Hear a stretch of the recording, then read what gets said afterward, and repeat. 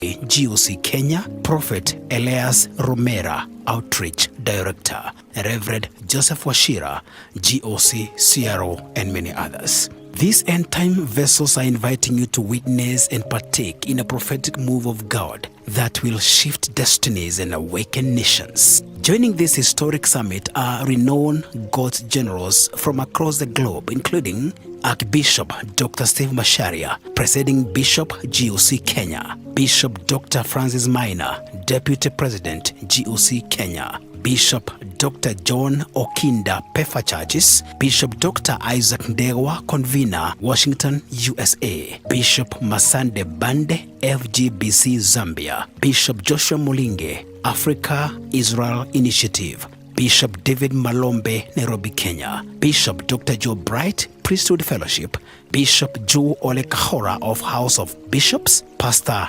Dennis Austin of Bethel Christian Center, Apostle Dr. Julius Kimani, who is a family therapist, and Dr. James Ngede, counseling psychologist.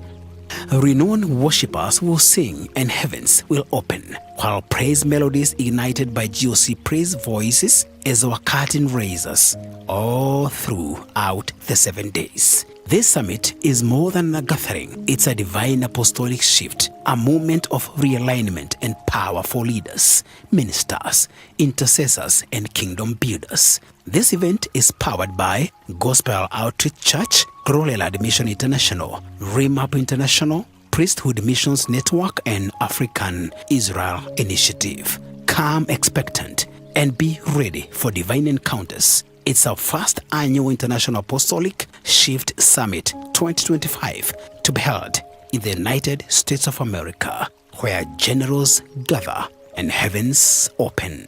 All are welcome. A divine has been issued from the rising of the sun to its settling.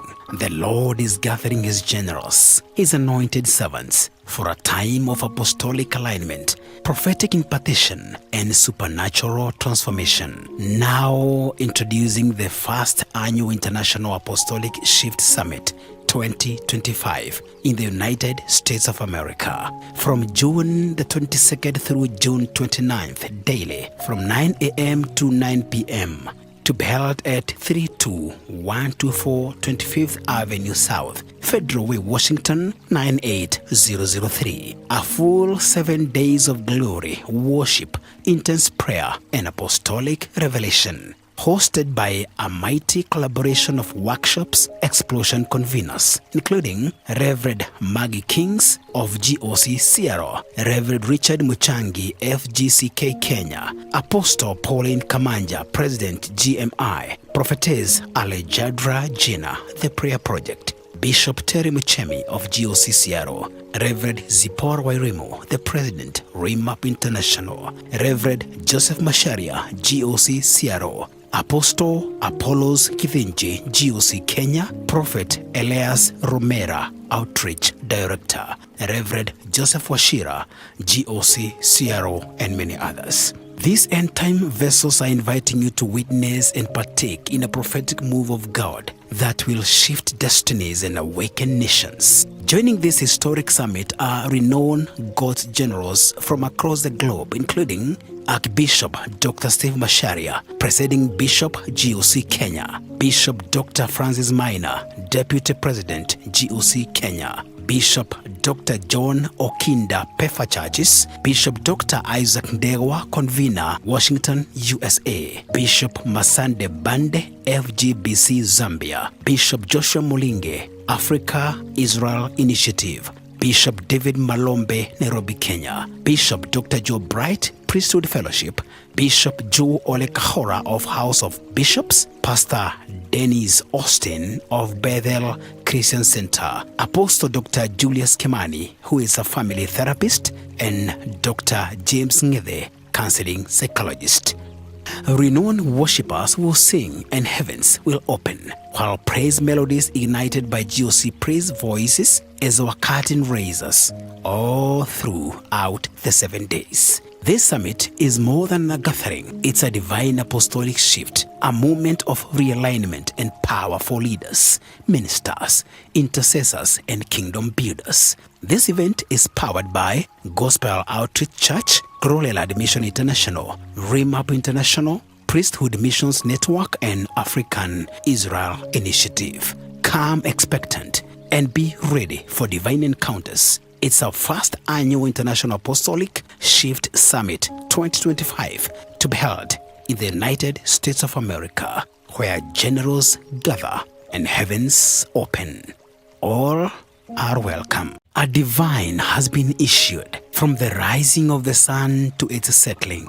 The Lord is gathering his generals, his anointed servants, for a time of apostolic alignment, prophetic impartation, and supernatural transformation. Now introducing the first annual International Apostolic Shift Summit 2025 in the United States of America.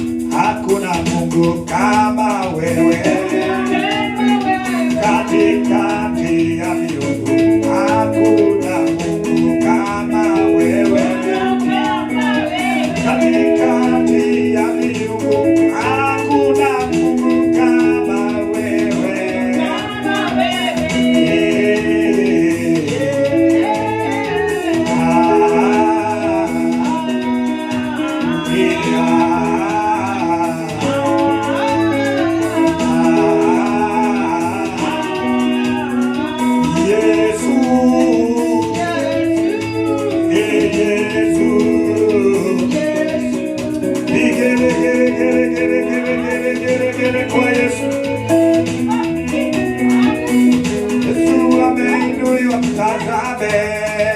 Yesu ameinuliwa, mtazame utapoka. Ameinuliwa, mtazame. Yesu ameinuliwa, mtazame utapoka. Yesu ameinuliwa, mtazame. Yesu ameinuliwa, mtazame utapoka. Ameinuliwa, mtazame. Yesu ameinuliwa, mtazame.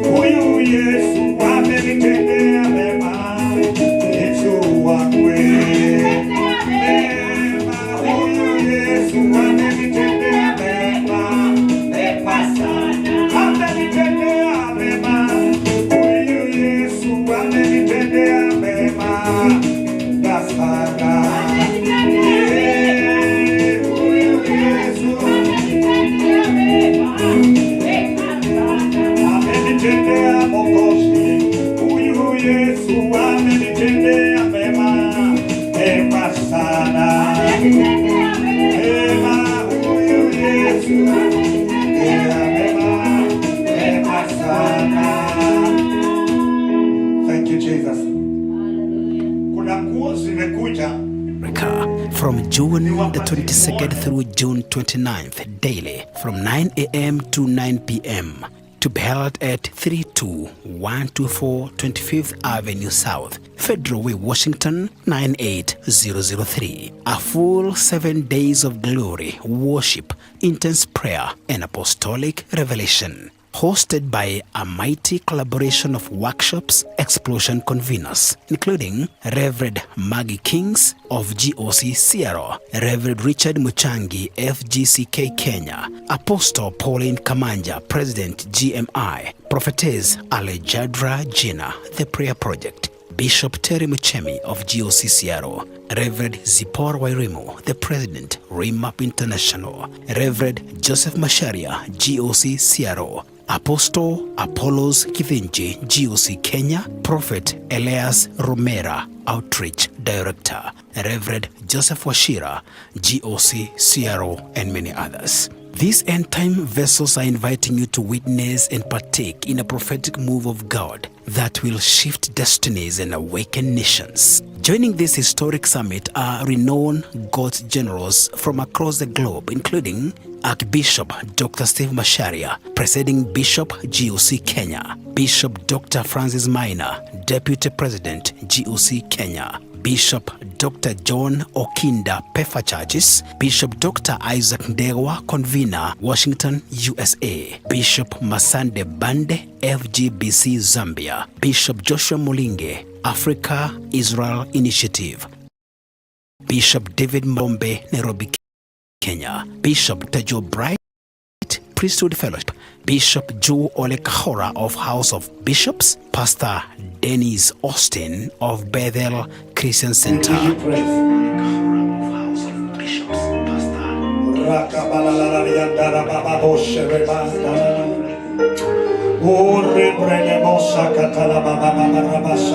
Let's continue praying. Everybody, just open up your mouth and pray.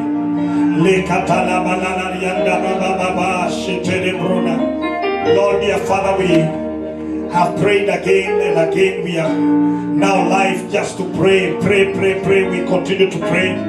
Throughout the week, the Lord has taken care of you. Come on, pray. We're going just to take 10 minutes because we came and we have really prayed, and continue praying. Pray that throughout the week, the Lord has been with you. The faithfulness of God has reigned.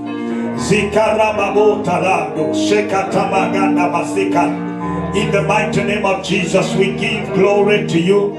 We honor you, Lord, and to your majesty, and declare there is none else like you, Lord. Mighty, everlasting Father, Lord, dear Father, we have dedicated this altar to you, and we have done it, and now we are doing it again.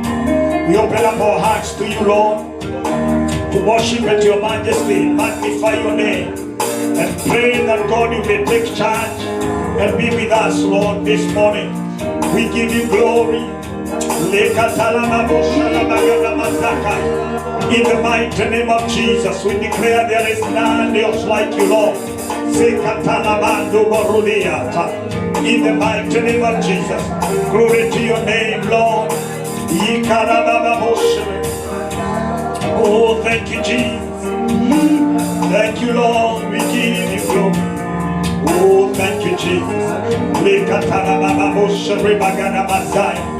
Lord, we give you glory and we give you honor. Thank you, Jesus. Oh, thank you, Jesus. In Jesus' name, I want us to pray. I want us to make a lot of prayers, a little bit, and we're going to take about 10 minutes and we are done. Number one, there is something that is going on, and if you are really connected spiritually, you will know when the enemy is not happy with the move of God and whatever God is doing. And sometimes he's attacking, and the area of one attack is the heart. To drain the heart, that you become so dry, and people feel like there is no resilience, there is no that fire in them because of the crowd the enemy has released in the air. This thing that you hear, things happening all over, whether in the media, and especially they are causing a lot of scare, and they are causing people to feel like you are not certain what is going to happen. Every time there was a lot of things that were happening in early yesterday, and all these things are causing some scare, so draining the spirit that you don't have a time to pray. I want you to pray right now.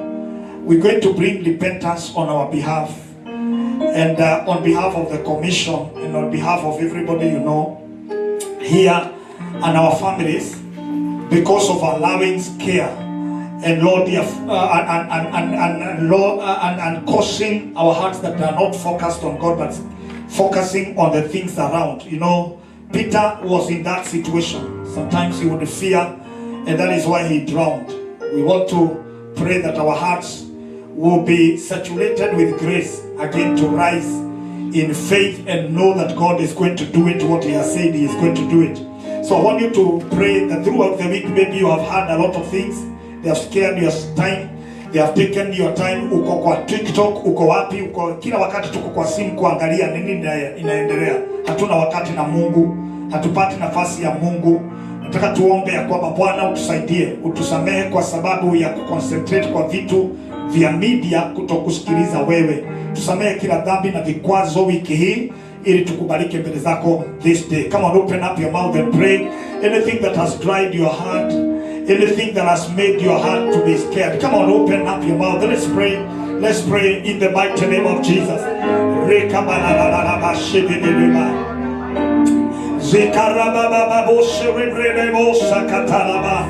Mighty God, we pray as a commission you forgive us, Lord, where we are focused, Lord, dear Father, on the news that are going on the things that are, Lord, dear Father, that are surrounding everywhere, Lord Almighty, people speaking things, the social media, Lord, now are saying things, na inafanya kwamba mioyo yetu inakaa na hofu. Tusamehe kwa sababu ya kufocus katika mawazo ya wanadamu na kutokukuamini wewe. Tunakuwa hatuna wakati wa kukutafuta.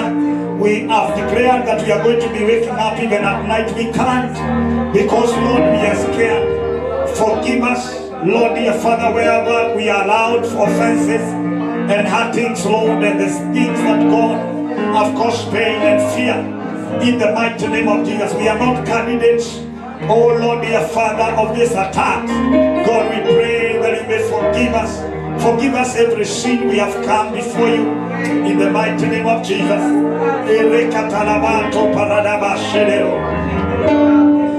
It has caused that we are not prepared in our hearts. We are not prepared in our spirit. Lord, dear Father, forgive us. Forgive us, forgive us, forgive us. This is a weapon of the enemy to divert us from the focus. There's a plan of the enemy to divert us from the will and what God you desire for us. In the mighty name of Jesus, forgive us. Yes, Lord. Yes, Jesus.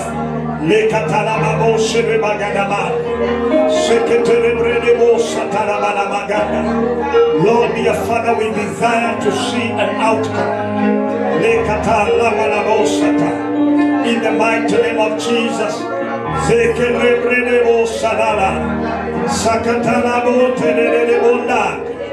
In the mighty name of Jesus, forgive us.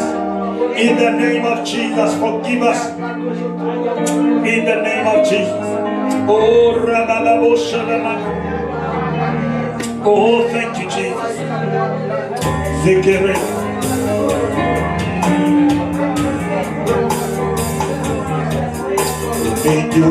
Ninyunyuzia maji wakati wa ukame, maji ninyauke, ona kumea, uninyunyizia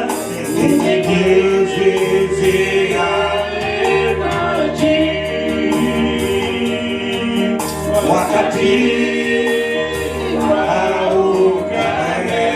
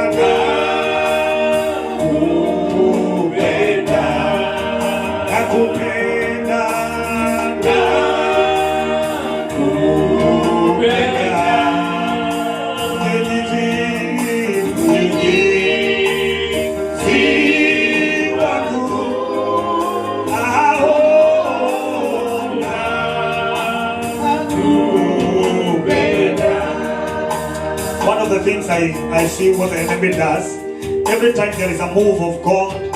That is why Jesus warned them that I'll build my church and the gates of hell shall not prevail. The enemy raises gates to block every move of God by causing an attack, one in our hearts to try us, and also now like what we are hearing, but everything is to divert us from the focus.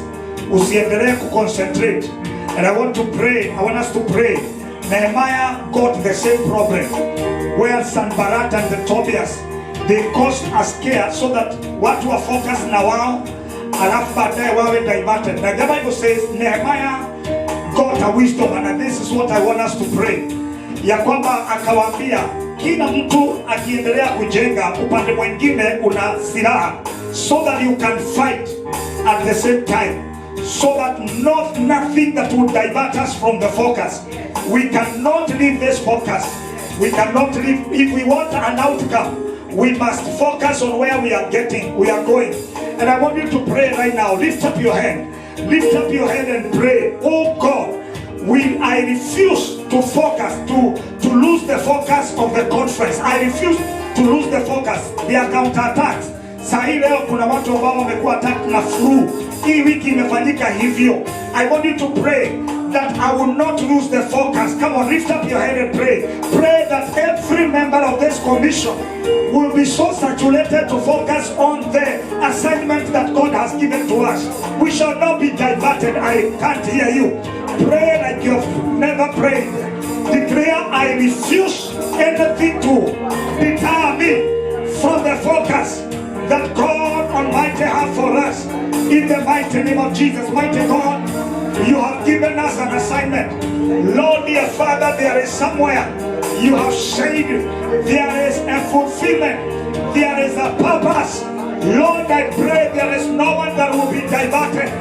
In the mighty name of Jesus, Lord, June conference from 22nd, Lord, to 29th, we want to declare today, Lord, in the name of Jesus, it doesn't matter what the enemy is doing. He might do his drama, but we declare in the mighty name of Jesus, Lord, dear Father, we have a confidence, we have a focus in the name of Jesus. You cannot, Lord, dear Father, cause this pregnancy to abort in the name of Jesus. We give you glory. We give you glory. In the mighty name of Jesus. In the mighty name of Jesus. Thank you, Jesus. In Jesus' mighty name, we are praying. I want us to pray every time the woman or a mother, conceives. She's so very careful, and especially at the last time, hapo anaambiwa ajipange sana, because the enemy can cause. Imagine umebeba mimba ya miezi 7, alafu baadaye kabla tu izaliwe miezi 9, alafu inakuwa miscarriage. I want us to pray. It can even kill you.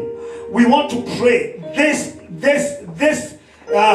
vision of June 22nd to 29 cannot be aborted at the last minute. In the mighty name of Jesus. And I want you to pray. We destroy every miscarriage. We destroy every miscarriage. We cannot miscarry. We cannot abort this. This vision will not be aborted. I want you to pray. Refuse. Break every spirit of miscarriage. Break every spirit of abortion. Come on, open up your mouth and pray. Declare we cannot abort this baby. We cannot abort it. It doesn't matter the complication.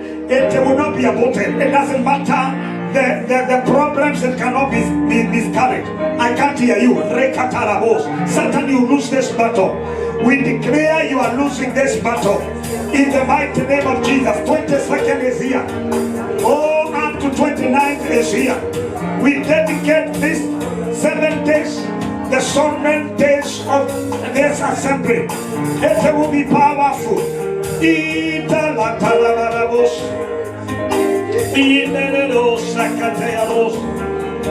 Thank you, Jesus. In the mighty name of Jesus.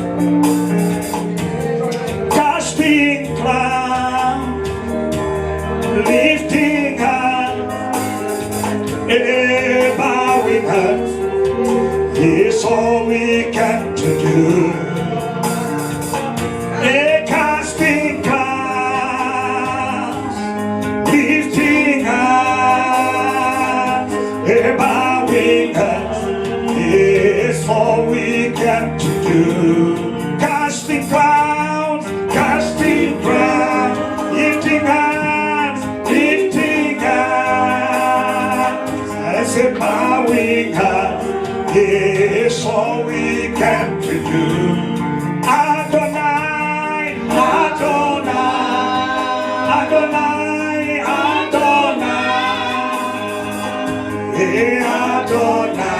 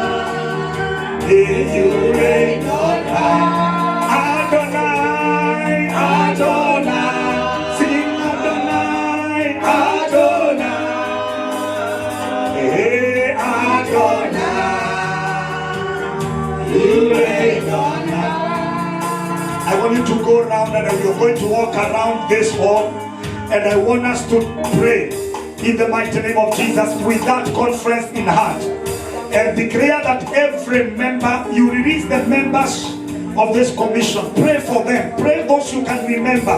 Pray, they might be going through something. Pray for them. Pray that God is going to take care of their matters, whatever they are going through right now. Pray that we are not going to lose anyone, and especially in this conference. Watakuwa na mzigo, watakuwa na upendo. Na tunasema ya kwamba siku hizo za vita, wanajeshi wako watakuwa tayari. They will have, watakuwa na ule tayari. They will give themselves to prayer. They will give themselves to war. Pray in the mighty name of Jesus. Pray as you walk around. So Seketere brandamado, seketere brandema shetelebo, sekere brandama shetelebo, seketere brandebo, seketere brandama, seketere brandebo, shetelebo magadana, seketere brandebo, shetelebo brandama, seketere brandama dalarianga, sekere brandebo, shetelebo masaya.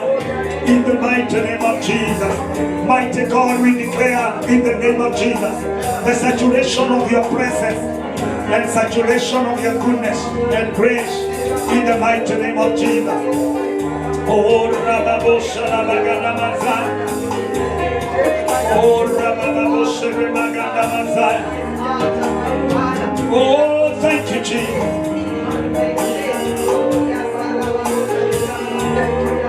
Oh, thank you, Jesus. Father, we give you glory. We worship you, Lord. For you are great. You do miracles of praise. There is no one else like you. There is no one else like you. For you are great. You do miracles.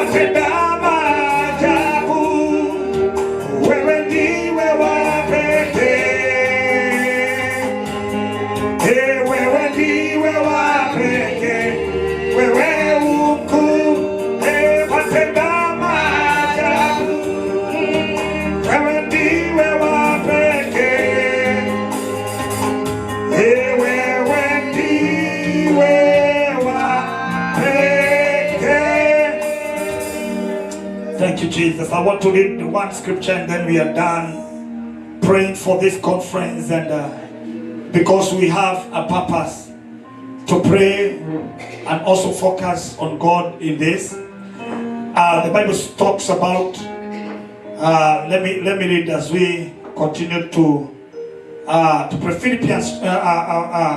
Philippians chapter 1 verse 6, the Bible says, being confident of this very thing, that he who began a good work in us will complete it until the day of Jesus Christ. I want you to pray. This is the last prayer we're going to make. Ya kwamba Mungu kwa sababu ametaja, you stand on the word of Philippians chapter 1 verse 16, that God, what you began, you will finish. It cannot be aborted. The other thing is that we pray. Brother Bishop Banda, his daughter got an accident, very bad accident. She is here. He is in Indiana right now. We want to pray for that daughter, that we shall have her back. The enemy is mad with this conference. Today there's a lot of attacks with flu. I've heard of our brother Obadia going through the same flu. Reverend Maggie was going through the same. Bishop Terry, our admin, is now like Pia Naime atakiwa. There's an attack. A lot of things that are happening. Let's pray that God will preserve his people during this time around, and the enemy will discourage us from this move. So I want you to rise, and you're going to arrest the spirit and the evil crowd that have been released by the enemy, and every attack to be broken. Number two, you're going to make these two prayers. Kuna watu walio na utayari wa Mungu. Sometimes kuna wimbo tunaimbaga, we always sing ya kwamba usinipite, no pass me by, oh Lord. Even when you're passing, no pass me by. Sometimes tunaweza pitwa kwa sababu hatuna utayari. We don't have that preparation of our hearts. So you will see God invading other places and other altars. But when we are not ready for him, he doesn't appear to us. We don't gather just for formality, that is Sunday service.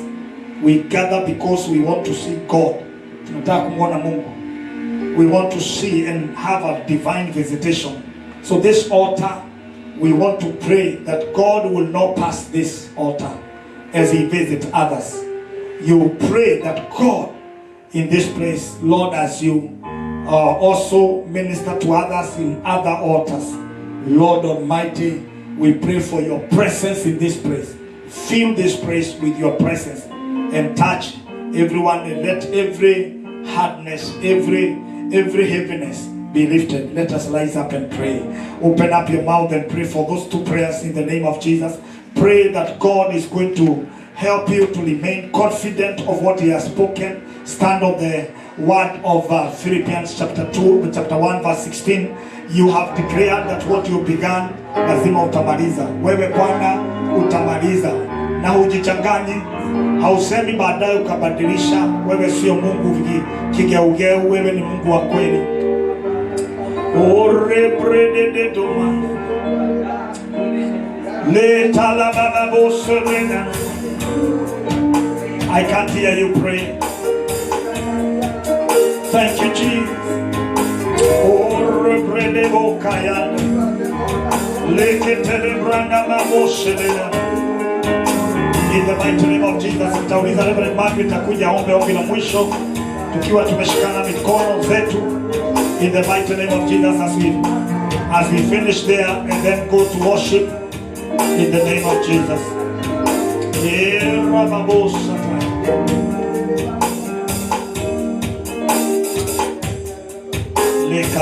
Just make one prayer. Tushikane mikono yetu so that we can be able to pray and we finish that part.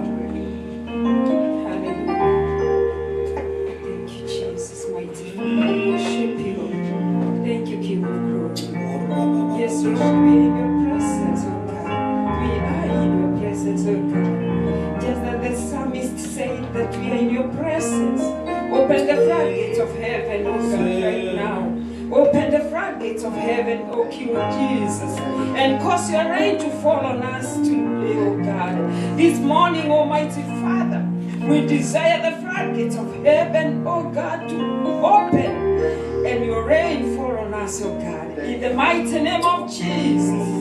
Let it rain, oh God. Let it rain, Almighty Father. The showers of your blessings upon your people. The showers of your blessings upon our souls. In the mighty name of Jesus. Father, we desire you, Lord. We are hungry and thirsty after you, oh God. Oh, my Father, my God, we have come. We have come, mighty King of glory, to declare your goodness and even to announce to the devil and hell that victory belongs unto our God. Thank you, King of glory, for what you have done in our lives, oh God. Today, mighty Father, our hearts are open. Our ears are open to hear you, Lord. Our hearts are receptive, oh King of glory. Oh, Jehovah, mighty Father, move in a mighty way in our midst this morning, and let, King of glory, we hear your voice, oh God. Every broken bone will hear your voice. Every contrite spirit will hear your voice. In the mighty name of Jesus. For we come to the mountain of God. We have come, we have appeared before you, oh God. And our case is settled before you. In the mighty name of Jesus. Father, we thank you for those that are on the way, oh God. We bless your holy name, for we know, King of glory, that this place is gonna, mighty Father, flood with your people, and your blessings will fall on us, oh God, and you are going to speak your oracles in our hearing, and your blessings will rain on us, oh God. In the mighty name of Jesus, we are expectant from you, Lord. Lord Almighty, healing is flowing in the name of Jesus. Oh yes, because there is a river of God. There is a river of God whose streams make joyful. Oh, the heart of your people. In the name of Jesus, we bless you. We bless you for the blood of Jesus that heals every sickness. Thank you, mighty Father, for this blood that speaks better things in our lives. And therefore, Lord, as we stand in your mighty presence this morning, we know for sure, oh God, that it is settled in heaven. Let your will be done. Father, let your will be done. As it is in heaven, here on earth, oh God. We are here for your will, oh God. We desire you, Lord. We want more of you, God. We want more of you, Lord. Let there be fresh manna from heaven. Your bakery is hot this morning. We are hungry for you, King Jesus. Thank you, mighty Father. We hold our hands, Lord, in agreement, Lord, that this Sunday, this worship service will be not like any other. It will be a different Sunday. It will be a different worship service. For the mighty move of God will be manifest in our midst, in the mighty name of Jesus. Thank you, Father, for this is just but a beginning of the great things you are doing in our lives, oh God. The revival that you are causing, oh God, and even a breakthrough, even towards our conference in the mighty name of Jesus. Oh God Almighty, when we call on you, the Bible says that you will do great and wonderful things that we do not know. Oh, we are expecting you at a certain level, but when you will come and surprise us in the name of Jesus. Thank you, Lord, for today. I pray for every speaker. I pray for the psalmists as they worship you, Lord. They worship you, Lord. Then anointing may flow in the name of Jesus. We ask Jehovah in the name of Jesus that even the speaker of the word today will speak, mighty Father, your oracles. Oh, hallelujah, flowing from your throne, oh God, in the name of Jesus. Blessed be your holy name. Every obstacle is defeated in the name of Jesus. Our minds are steadfast, looking unto Jesus, the author and finisher of our faith. Therefore, Lord, we're not going to focus on anything else. It is only for you, Lord. Only you, oh God. Only you, Jesus. Only you, Jesus. May you be exalted in our midst. In the name of Jesus. Hallelujah. We worship you and honor you. In Jesus' name we pray. Amen. Amen. Amen. God bless you. Let me pray for Movango. Movango is also his vocal has a problem. Even he went to, let's rise up. We are worshiping now. Praise and worship. Be here so that we also pray. He went to California. He could not even be able to sing because of his situation. Let us pray. Father God, we pray for our son. Thank you, Lord, for his life. Evangelist Danny. Lord, dear Father, the enemy will always continue losing every battle, and even right now he has lost it. We pray that his vocals will be open, vocal cords open, in the mighty name of Jesus. Lord, dear Father, we pray the enemy has a way of attacking just to frustrate the move of God, but he is not going to have our son and any member of this commission, and even praise and worship. Pray for your healing virtue over his life and over his body. In Jesus' matchless name, everybody shout amen. Let's rise up and we be given the worship. And let's rise up. Tafadhali, na tufanye vitu ambavyo vinaonekana kwa jina la Yesu Kristo. Lift up your hands and everybody just thank God because of his grace. That was a very powerful prayer. Oh, thank you, Jesus. Thank you, Jesus. You are here, moving in our midst. I worship you. I worship you. You are here, walking in this place. I worship you. I worship you. You are here, moving in our midst. I worship you. I worship you. You are here, walking in this place. I worship you. I worship you. Rebecca, bila kowata, Lord is people, light in the darkness. My God, that is who you are. Rebecca, bila kowata, promise keeper, light in the darkness. My God, that is who you are. Rebecca, bila kowata, promise keeper, light in the darkness. My God, that is who you are. So lift up your hand and for a minute you tell him thank you that you are here in this place, working in this place, and moving in this place. In the mighty name of Jesus. Thank you, Jesus. Thank you, Jesus. Come on, lift up your hands. Let us pray like you never prayed. Let the flesh rain. In the name of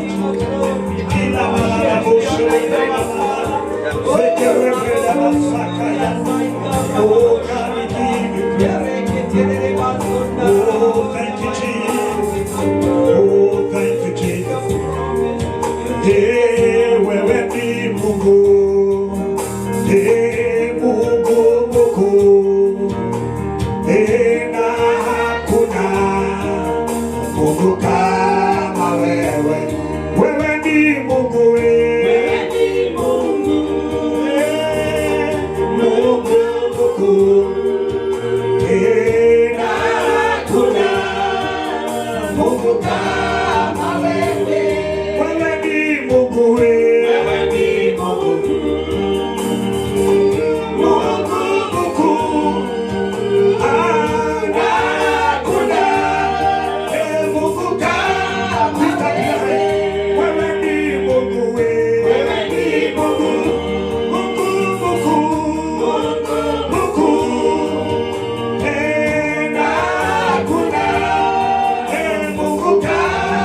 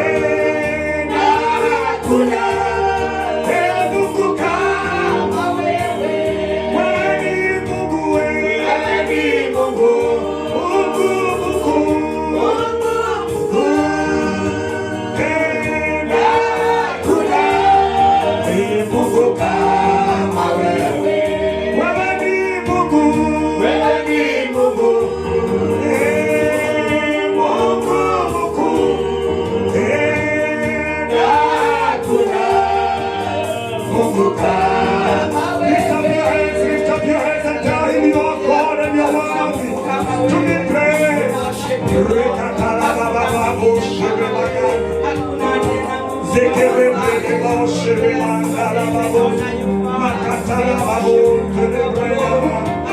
We give you glory.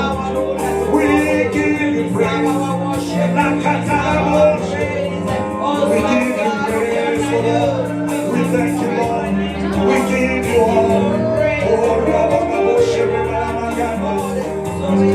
Thank you, Jesus. We give you praise. You are Yahweh. You are Yahweh. You are Yahweh. You are Yahweh. Hey, you are Yahweh. Alpha and Omega. Hey, you are Yahweh. Alpha and Omega. You are Yahweh. You are Yahweh. You are Yahweh. You are Yahweh. You are Yahweh. You are Yahweh. You are Yahweh. You are Yahweh. Alpha and Omega.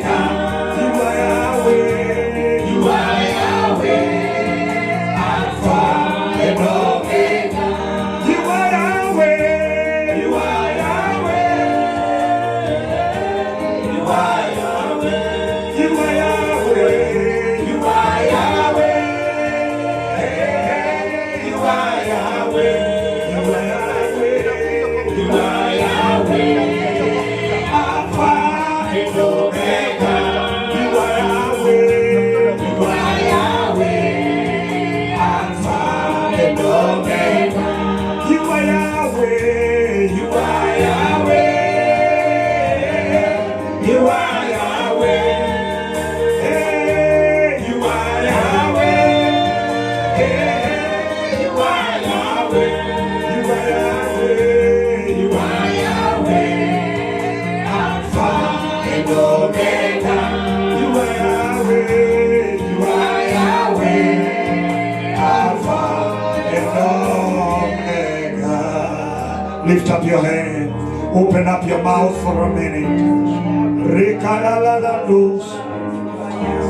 Zekerebradaba. You can speak in tongues for a minute. Yirenenan. Yirekatalabos. Zekalababababos. Manderelantalababos. Zekerebradabababos. Zekerebradabababos.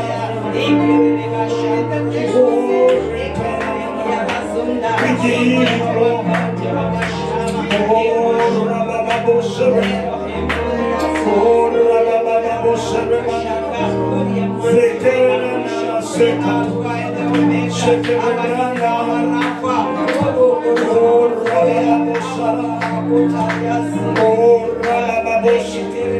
Mighty God, we give. Oh, thank you, Jesus. Ninaomba jina langu liwekwe kitabuni. Ninaomba jina langu liwekwe kitabuni. Ninaomba jina langu liwekwe kitabuni. Ewe Yesu, jina langu liwekwe kitabuni. Ninaomba jina langu liwekwe kitabuni.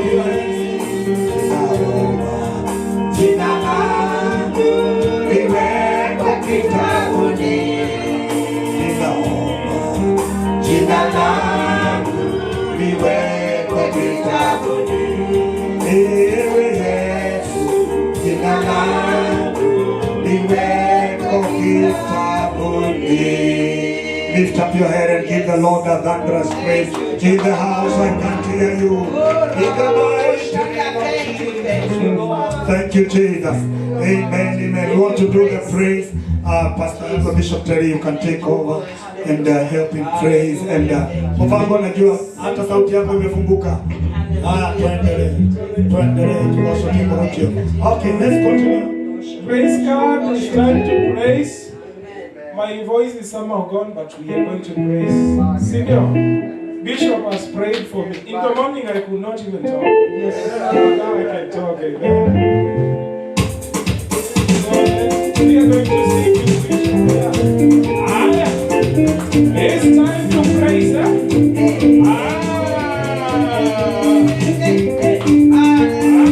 Hallelujah. Tunacheza kidogo hatuwezi anza kuimba bila kucheza. You know we are praising God. We are free in the presence of God. We are blessed today.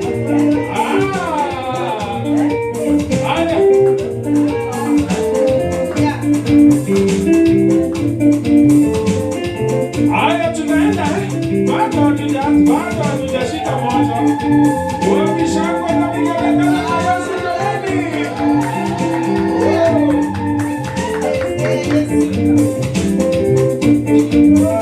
Alpha, Omega, you are worthy of my praises today. Alpha, Omega, you are worthy of my praises today. Alpha, Omega, you are worthy of my praises today. Alpha, Omega, you are worthy of my praises.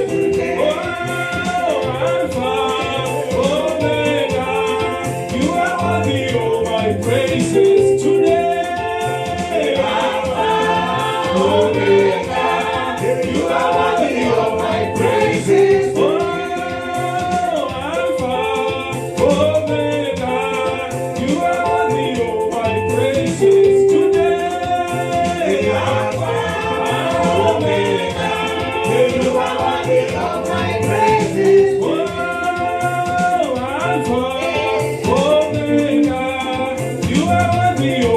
Praises today, Omega, I my praises. Receive my praise, O Lord. Receive my praise, O Lord. Blessings and honor we give unto you. Receive my praise, O Lord. Receive my praise, O Lord. Receive my praise, O Lord.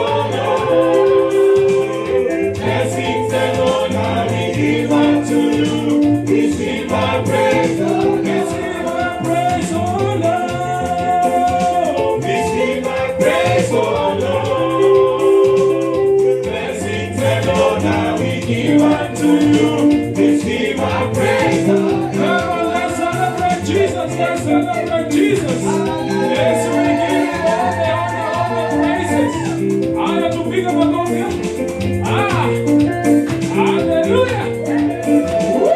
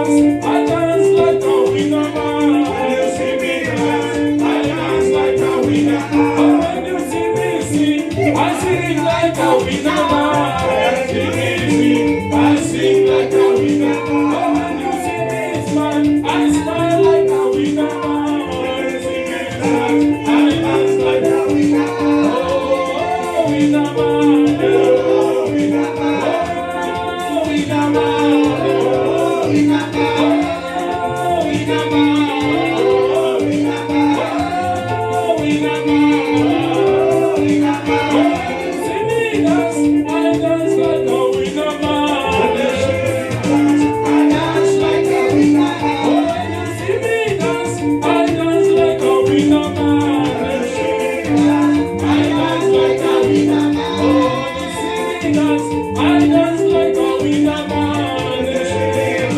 I dance like a winner man. I know I'm gonna want to do. I'm gonna want to do it. I'm gonna take it out. Tunaenda round like a winner man. Zunguka, zunguka, zunguka, zunguka. We are dancing like a winner man. We are winners in the name of Jesus. Oh, winner man.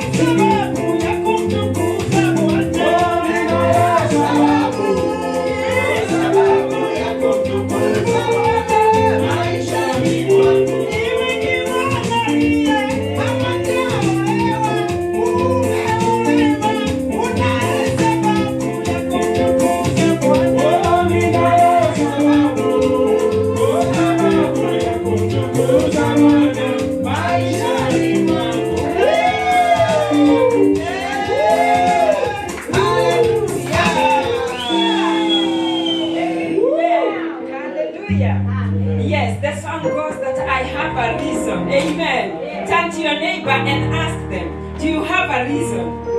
Because I have a reason to worship the Lord. Amen. Let's appreciate the praise and worship. Let's appreciate them. Amen. That was powerful. Thank you so much. Amen. We'll continue flowing no matter what. Amen. Yes, the Bible says that since the days of John the Baptist until now, the kingdom suffered violence, but the violence shall take it by force. Hallelujah. So there is no time to be goody to the enemy. When he says stop, you rise up and continue in Jesus' mighty name. Amen. I have a scripture here that I want to share with us. Just a scripture for encouragement. Amen. Hallelujah. And this is just a pronouncement of the blessings of God. You know, on obedience. Those who love Him and are obeying Him, hear what the Lord is saying to you today. Amen. I'm reading from Deuteronomy chapter 28. And it shall come to pass, if you diligently obey the voice of the Lord your God, to observe carefully all His commandments, which I command you today, that the Lord your God will set you high above all nations of the earth. Somebody say amen to that. Amen. And all these blessings shall come upon you and overtake you, because you obey the voice of the Lord your God. Verse 3 says, blessed shall you be in the city, and blessed shall you be in the country. Blessed shall be the fruit of your body, that is your children, amen, the produce of your ground, and the increase of your hands, the increase of your cattle, and the offsprings of your flock. Meaning that the Lord will bless the work of your hands. Hallelujah. Verse 5 says, the blessed shall be your basket and your kneading bowl. Blessed shall you be when you come in, and blessed shall you be when you go out. The Lord will cause your enemies who rise against you to be defeated before your face. Hallelujah. Amen. That one is powerful. Who doesn't want to see the enemies defeated and put to shame? You know, the devil being put by God where he belongs, under our feet, in Jesus' name. So they shall come out against you one way and flee before you 7 ways. Not one, not two. Amen. Come on, focus on the word of God. Hallelujah. Amen. No side shows. Just focus on this. This is for you today. It's very powerful. You know, as we are preparing our hearts to hear the word of God this morning, remember these are blessings that the Lord is announcing on you. So the Lord will command the blessings on you in your storehouses and in all to which you set your hand. And He will bless you in the land which the Lord your God is giving you. Amen. Amen. Hallelujah. You know, sometimes we stay here and wait like our blessings is elsewhere. The Bible says, in the land that the Lord has given you, that is where your blessing is. Amen. He will bless you there in that land. The Lord will establish you as a holy people to himself, just as he has sworn to you. If you keep the commandments of the Lord your God and walk in his ways, then all the people of the earth shall see, and you shall see that you are called by the name of the Lord, and they shall be afraid of you. Amen. So therefore nobody will touch you. I say, no, you are untouchable. I say the terror of God will be upon you. When they come against you to do evil, the terror of God will be upon you. They will be terrified. Hallelujah. And they will flee before your very own eyes. So then all the people there are, yes, okay, they will be afraid of you. And the Lord will grant you plenty of goods. Amen. Plenty of goods in the fruit of your body, and in the increase of your livestock, and in the produce of your ground. Meaning there will be fruitfulness. Hallelujah. So in the land of which the Lord swore to your fathers to give you, the Lord will open to you his good treasure. Actually, this is the main, actually this is the verse that I received this morning, and I said, let me come and share with my brethren. That the Lord will open to you his good treasure, the heavens, to give the rain to your land in its season. Hallelujah. In its season. You will not miss your appointment. Blessed be the name of Jesus. You will not miss your appointed time. Amen? So be in season, because the Lord is opening his rain in season to bless you and to bless all the work of your hand. You shall lend to many nations, but you shall not borrow. Can somebody say a big amen to that? Amen. Who like borrowing? Don't you know the Bible says that the borrower is a slave to the lender?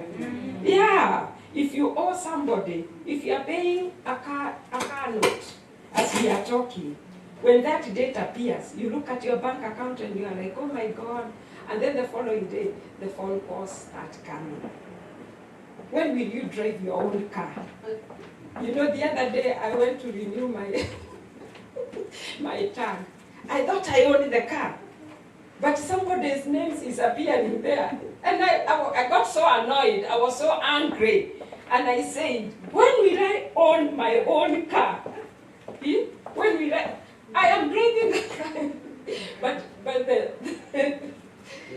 do I have a witness?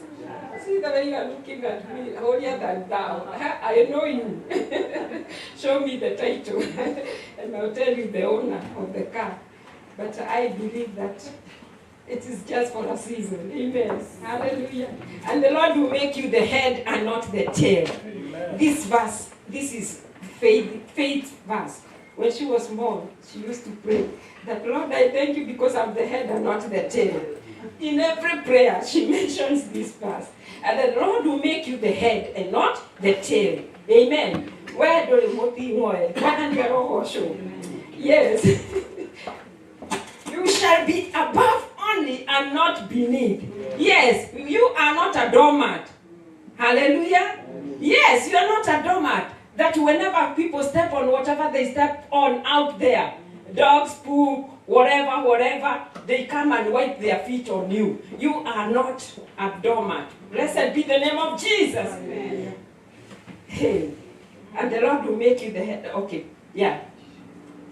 You are not beneath. If you heed the commandments of the Lord your God, which I command you today, and be careful to observe them, so you shall,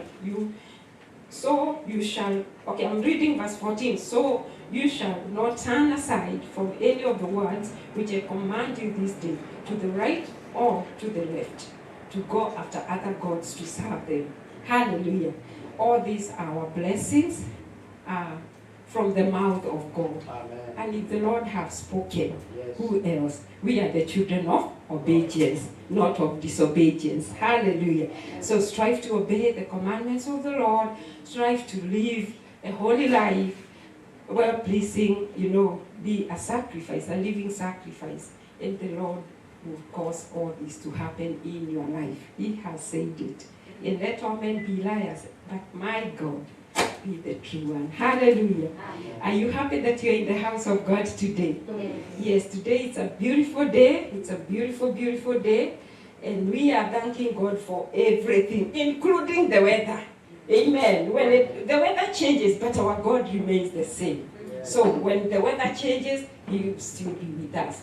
Si tumevumilia baridi yote, and we don't know how we made it through the cold, but alas, we made it. Here we are, rejoicing in the Lord. So even this season, we will move and we will not be tired, we will not be weary, we will not faint in the sun. Hallelujah. Because the Lord is the renewer of our strength. So this morning, we are grateful. I just want to call on Pastor Washira to come and... Before, I think we can continue the service because we will be let's do all. Okay. Thank you, Bishop. Okay, thank you. I'm directed that we continue. And can we give the offering? Do we have choir in this house? Yes, so I'm going to call on the choir as we are worshiping God through giving, as we are giving our tithes, our offerings, our love offerings, our first fruits. The basket is here. We have the usher with the envelopes. Take an envelope.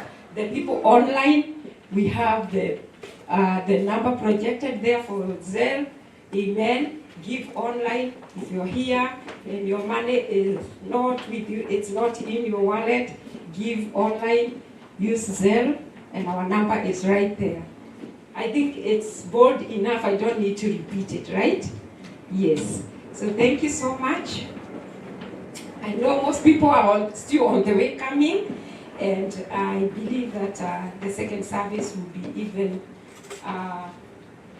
more lively. Just like we are. Yeah, the choir. It's giving time, blessed time. Amen. Amen. Hallelujah. And we give with a cheerful heart. In Jesus' name. Choir members, they know themselves, but we have the names. If you want us to call you out, we can, because we know you. Amen. Oh yeah, they are asking for a minute to give their offering. Thank you so much. Let's give. Yes, because we are blessed. The Bible says that the Lord has blessed the work of our hands, our livestock, the fruit of our body. Everything is blessed in Jesus' mighty name. A blessing upon our children, even as they are preparing to, those that are going to the milestone, preparing to graduate from one level to another. They are blessed. Hallelujah. Amen. So choir, it's your time, because once the guest speaker gets here, we're not going to take any more time, but just to go straight to the word of God. You are blessed as you give. My usher, let me have an envelope.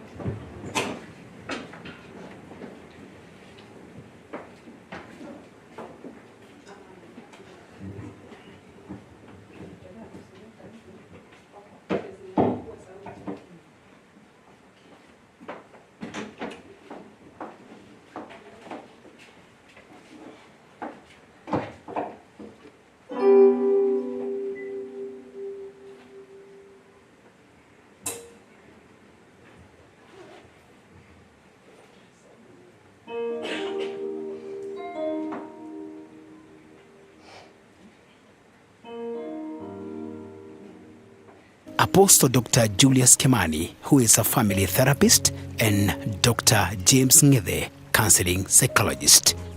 Renowned worshippers will sing and heavens will open, while praise melodies ignited by GOC praise voices as our curtain raisers all throughout the 7 days. This summit is more than a gathering. It's a divine apostolic shift, a moment of realignment and power for leaders, ministers, intercessors, and kingdom builders. This event is powered by Gospel Outreach Church, Glorious Mission International, Remap International, Priesthood Missions Network, and African Israel Initiative. Come expectant and be ready for divine encounters. It's our first annual International Apostolic Shift Summit 2025 to be held in the United States of America, where generals gather and heavens open. All are welcome. A divine has been issued from the rising of the sun to its settling. The Lord is gathering his generals, his anointed servants, for a time of apostolic alignment, prophetic impartation, and supernatural transformation. Now introducing the first annual International Apostolic Shift Summit 2025 in the United States of America, from June the 22nd through June 29th, daily from 9 a.m. to 9 p.m. to be held at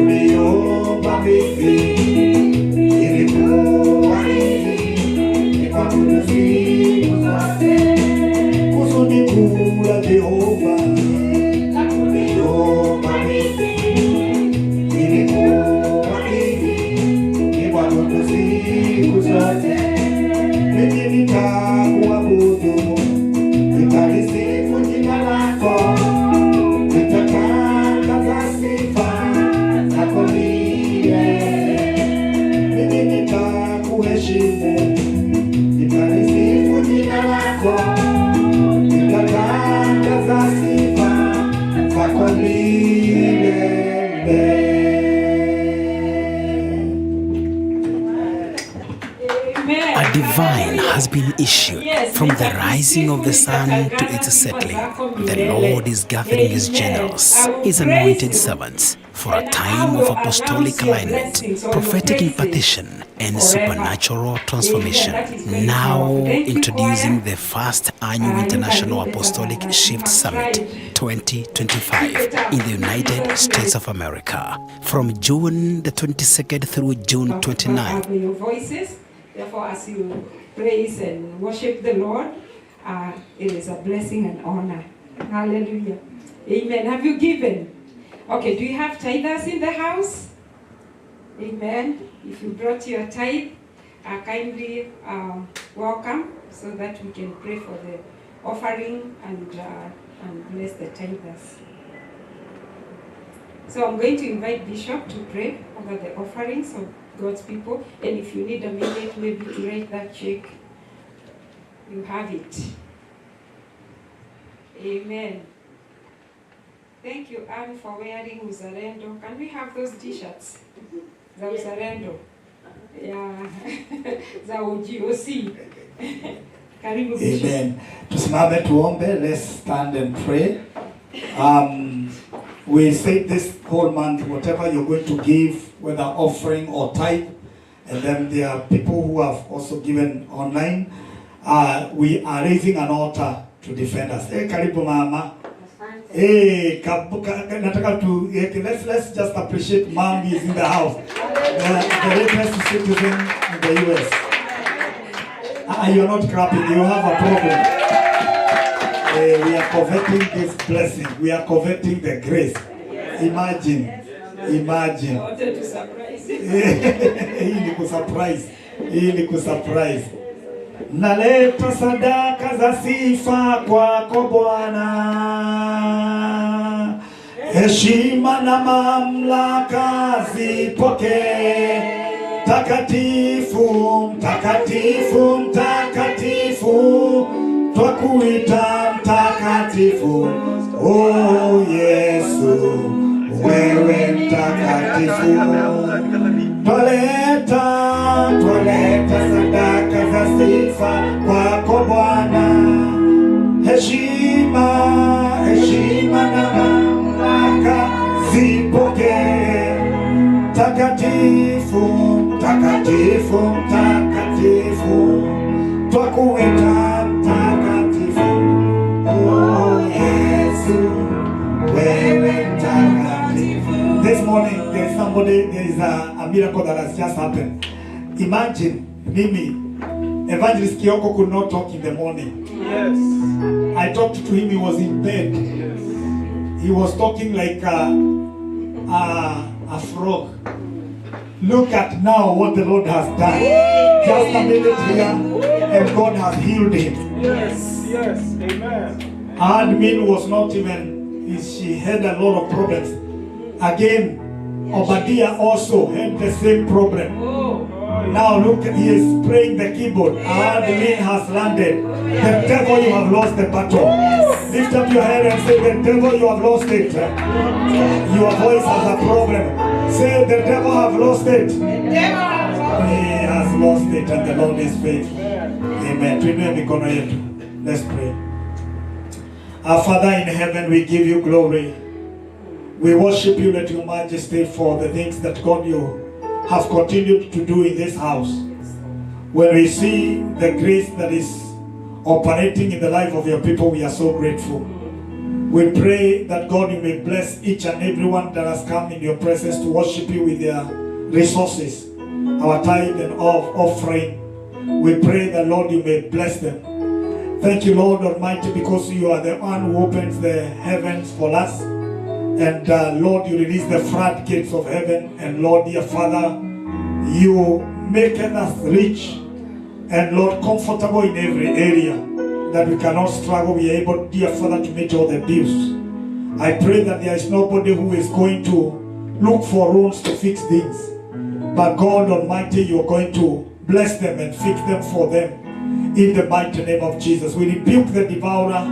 Especially, Lord, dear Father, for those who have given their tithe, even in the course of the week, we pray that you may bless them. Let the devourer be rebuked, and every blessing that comes with tithing and offering become their inheritance. We give you glory and dedicate the offering and to you and the tithe before you. In the name of the Father, the Son, and the Holy Spirit, everybody shout amen. Amen. Hallelujah. Thank you, Bishop.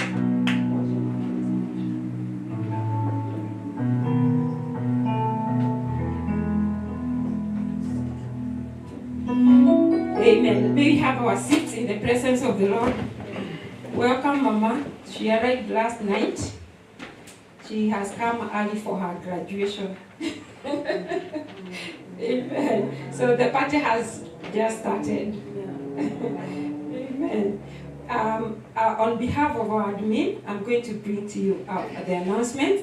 I believe that those people that are either on the way coming and even those that are coming to the second service, they are also tuned into this service. Therefore, as we do the announcements, kindly pay attention so that you can do accordingly.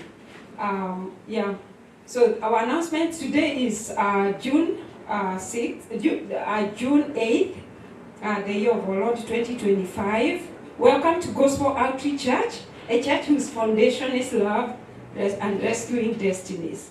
Today is the 8th day of June 2025 and the great Sunday of birthing our solemn month and the climax of birthing an intended outcome. We appreciate those who have put effort in redeeming your pledges towards Goma and Goma. Okay, I think it's Goya, the youth, yeah. As announced in the past weeks, from last week, we began to redeem all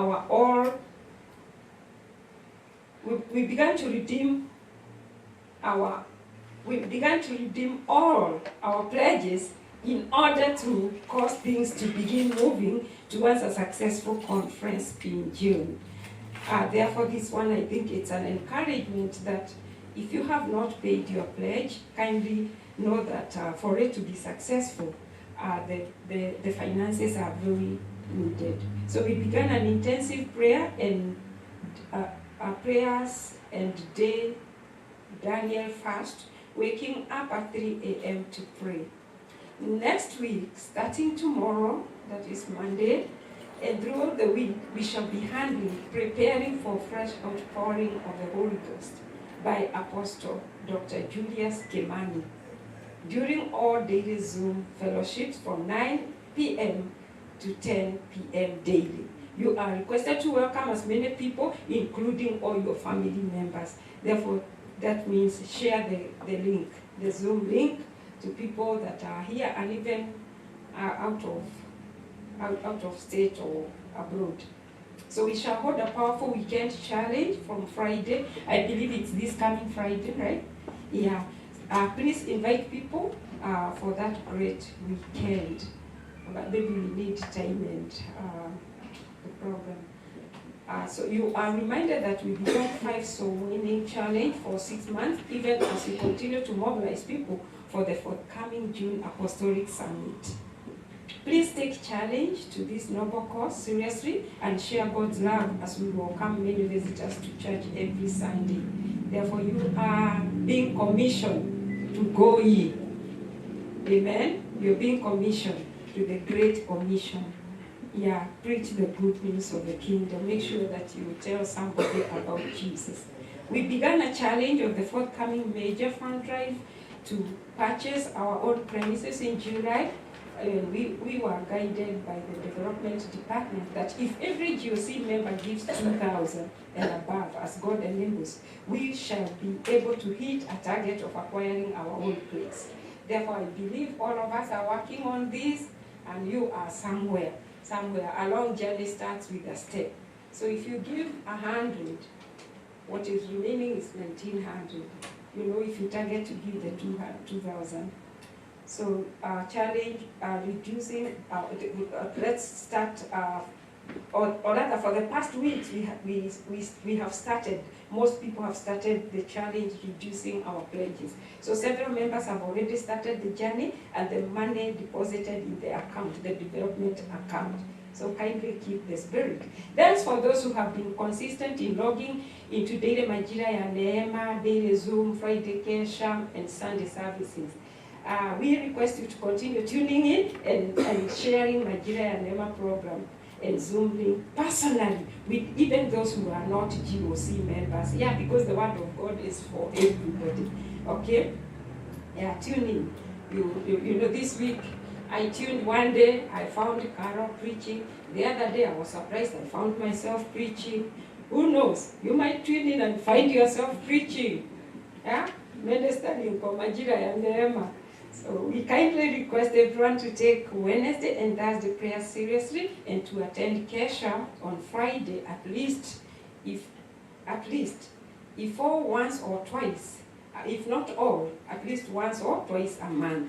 So let's continue praying for our international conference. It's here. You know, in January or February there, when we started talking about June, we were saying like, I know that is very far. Touch your neighbor, tell them we are in June. Yeah. So you see, when we say June 22nd to 29th, it's already here. We are in the month of June. Tell them, wake up and smell coffee. Amen.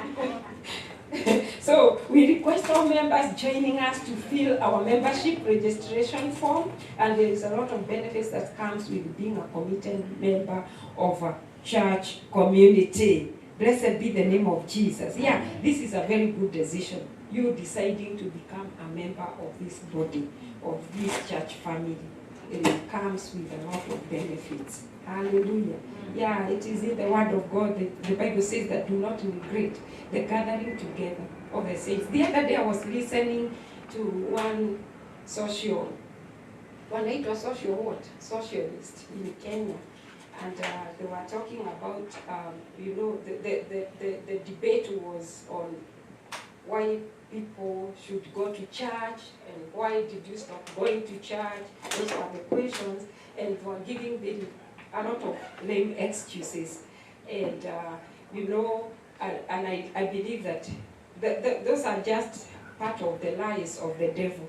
But the Bible tells us not to be ignorant of the devices of the enemy. One of the devices is to lie you about church.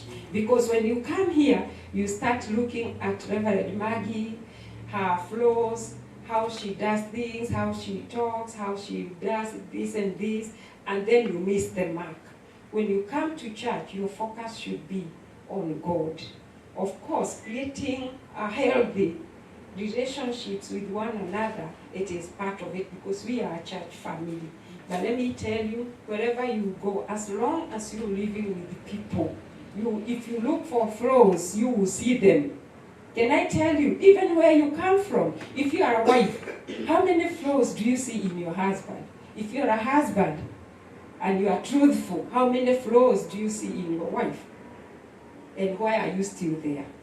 Because you have made up your mind. And love covers a multitude of sins. That's the Bible. So we come here not to unveil and magnify our weaknesses, our sins, our shortcomings, but to cover them by the love of God, remembering that we are all a product of grace. We are all a product of grace. And the Bible talks about this very well when it says that, yes, you may see a speck in my eye, but remember, there is a log in your very own. There is a log in your eye. So don't focus on this. Focus on and by the way, do you know that sometimes the things that you see in other people, the flaws that you see in other people, they are a mirror to yourself. It is that person is being used by God to show you how weak you are. Yes. So let us always be people that are teachable, that are accommodating. Amen. The only thing that the Bible does not allow us to is conformity. Do you understand the word conformity? Yeah, we should not be conformed to the patterns of the world. Blessed be the name of Jesus. But every other thing, the Bible is admonishing us to bear with one another, forgiving each other, just as Christ forgave us. Hallelujah. And that is why we come to church. Where do we get the preaching every day? To be encouraged, to be shown how we ought to walk as children of God, how we ought to love one another, because we do not have it in our carnal self. But when we are taught and when it is read from the word of God that this is what God requires us to do, then we follow. And that's why the scripture that we were reading, that and God will bless you if you follow his commandments. Love your brother that you can see with your own eyes. Because when you say that I love God, unajua watu wengine, they want to leave all of us here on earth. They live somewhere above with God. But God looks at you and says, go back and make peace with your husband. Go back and make peace with your children, go back and make peace with your neighbor. Go back and make peace with your brother and sister in church that you don't see eye to eye. Or you don't know, there are people, they're in the same church, they praise. When Bishop says, raise up your hands, holy hands before God. But those same hands, there are people you cannot shake their hands.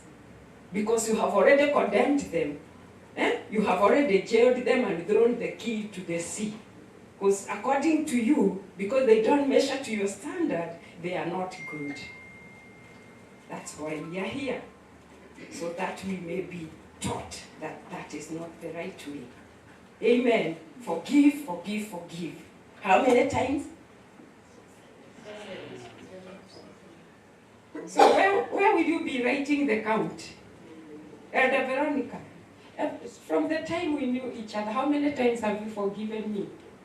Umeweka record? Because I know nimekukwaruza mara nyingi. Umenisamehe mara ngapi? Sasa imebaki gapi? So that I can start being careful. Zisiishe. Amen. Let there be a bank full of love. In fact, the Bible says that owe no one any debt except the continuous. I love the word continuous there.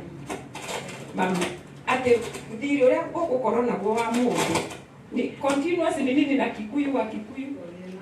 Kudinabere. I mean a never ending, continuous debt. So you owe me. Turn to your neighbor, tell them you owe me.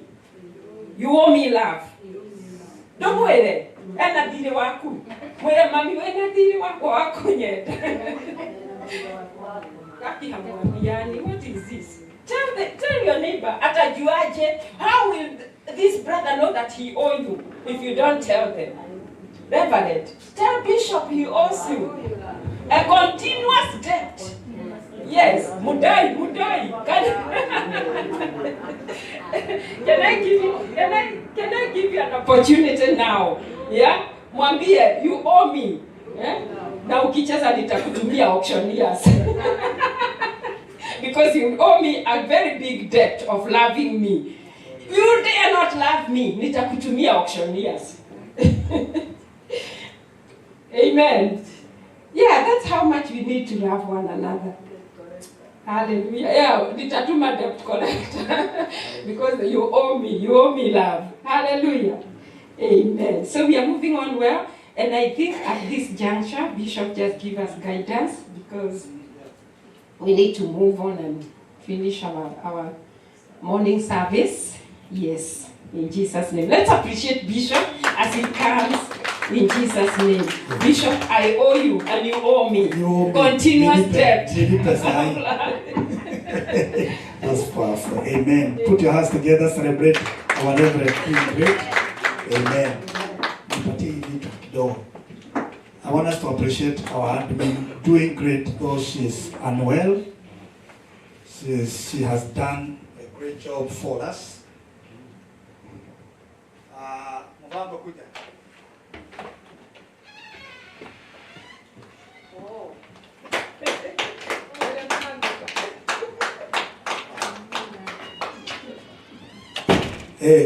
Karibu Reverend. Tulikuwa tumemalizana, hata tulikuwa sukari imepanda, nimeuzia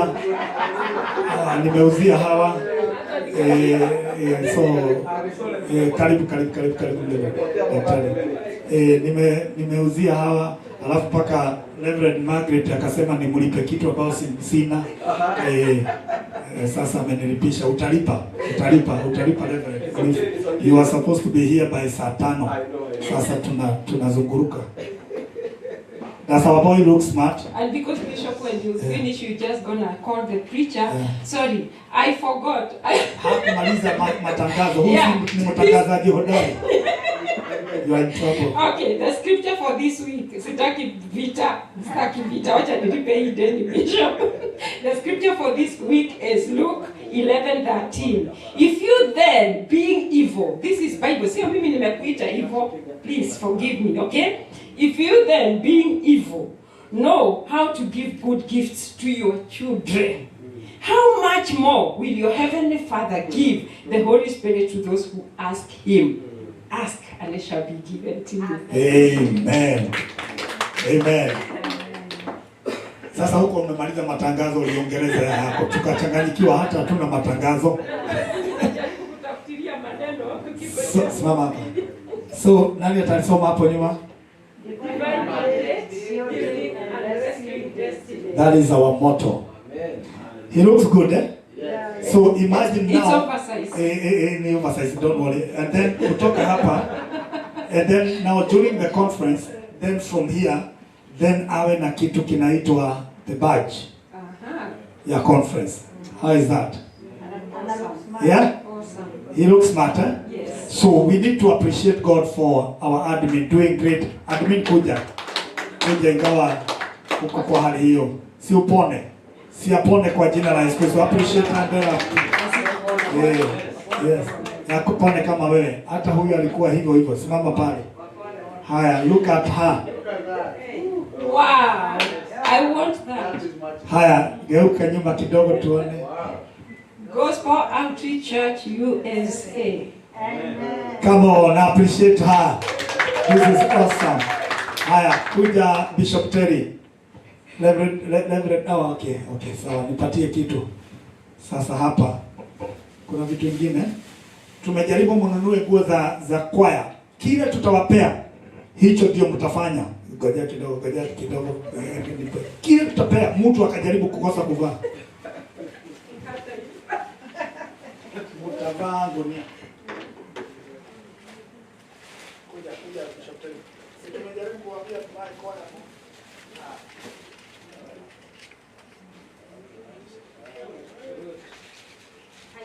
This conference will be great. Wow. Shetani amepoteza vita. Wow.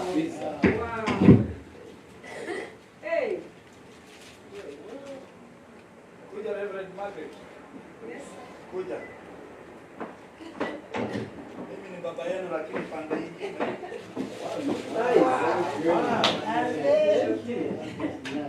Ni vizuri kuwa na pande ile mwingine. The other way. Vizuri kuwa na kiongozi anayefikiria wakati wa my goodness. Haya, kuja simama hapo alafu kuja cheerleader. Haya, toa ingine. Haya.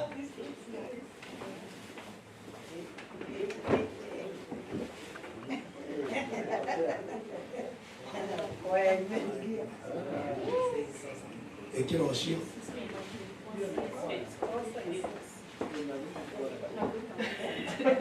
Kwaya wakiosha wakipiga hizi pasi. Oh my goodness.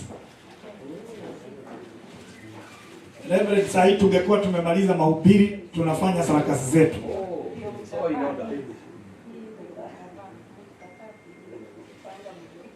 Mutapangwa. Mpangika.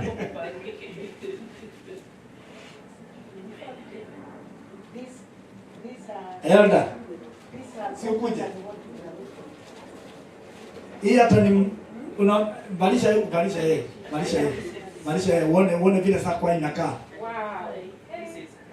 Ukipangwa unaenda hapo. Next.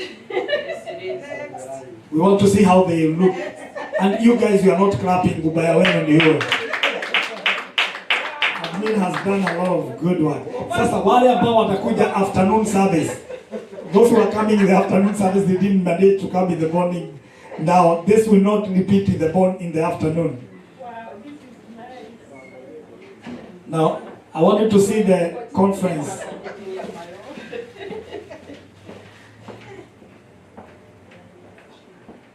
Obadia, keyboard. Ruth ako wapi?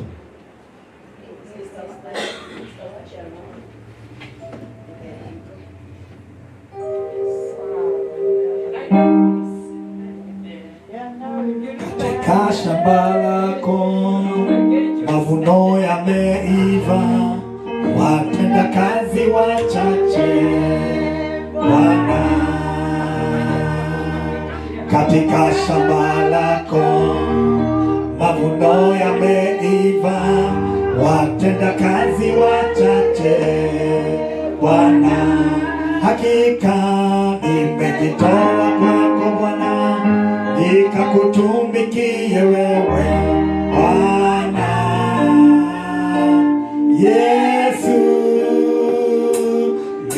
litangaze neno lake Bwana. Nipe uwezo wako wewe Bwana.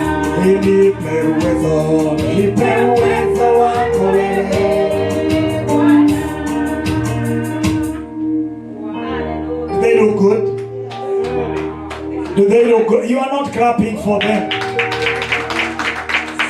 Sasa angalia hiyo ya mpango kuja.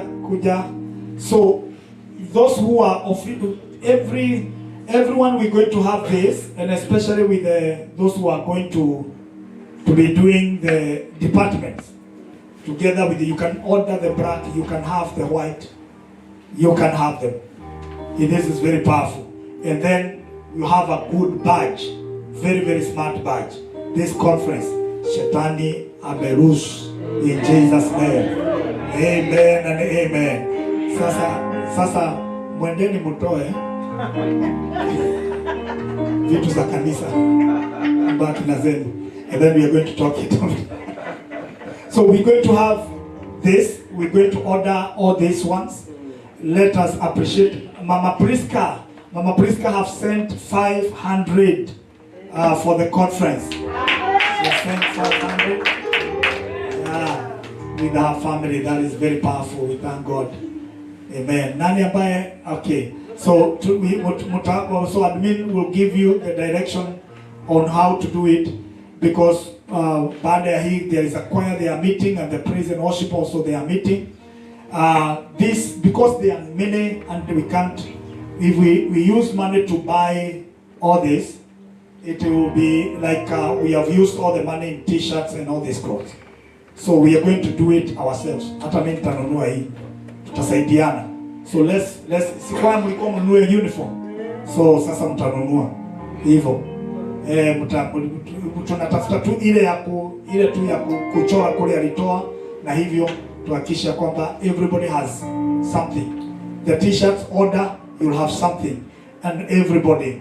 And let's do this. So before the beginning of the conference, let's make sure that everybody has a t-shirt and on Sunday we shall be blessing the whatever, dedicating the badges and giving them for the departments and all that, so that everything by next week, Sunday, we are done with everything. We paid the hall, we've done everything. We are waiting for the conference. So it's a powerful thing, even the decorations and all that. Tusimame, all of us. So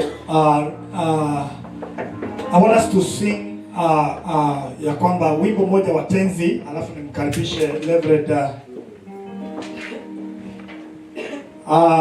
Dr. Katea is in the house. Come on, appreciate our Reverend. God bless you. Amen. He preached to us very, very powerful on Zoom, and that is very powerful. Lift up your head and say thank you, Jesus. Kwa nini watu wameconcentrate hapa sana? Naona watu wameconcentrate hapa sana. Alafu kiongozi hakutupatia mama tusalimie, lakini ni sawa, atafanya hivyo baadaye. Amen. Bishop Teddy, mumeconcentrate sana hapa. Wengine wanaweza kushima then we so that at least kwa sababu ile kamera. So this is awesome. Thank you, Jesus. There is a song, nataka tuseme kumtegemea Mwokozi. There is a reason we have really prayed today, and that is very powerful. But we want to focus a divine on God. has been issued from the rising of the sun to its settling.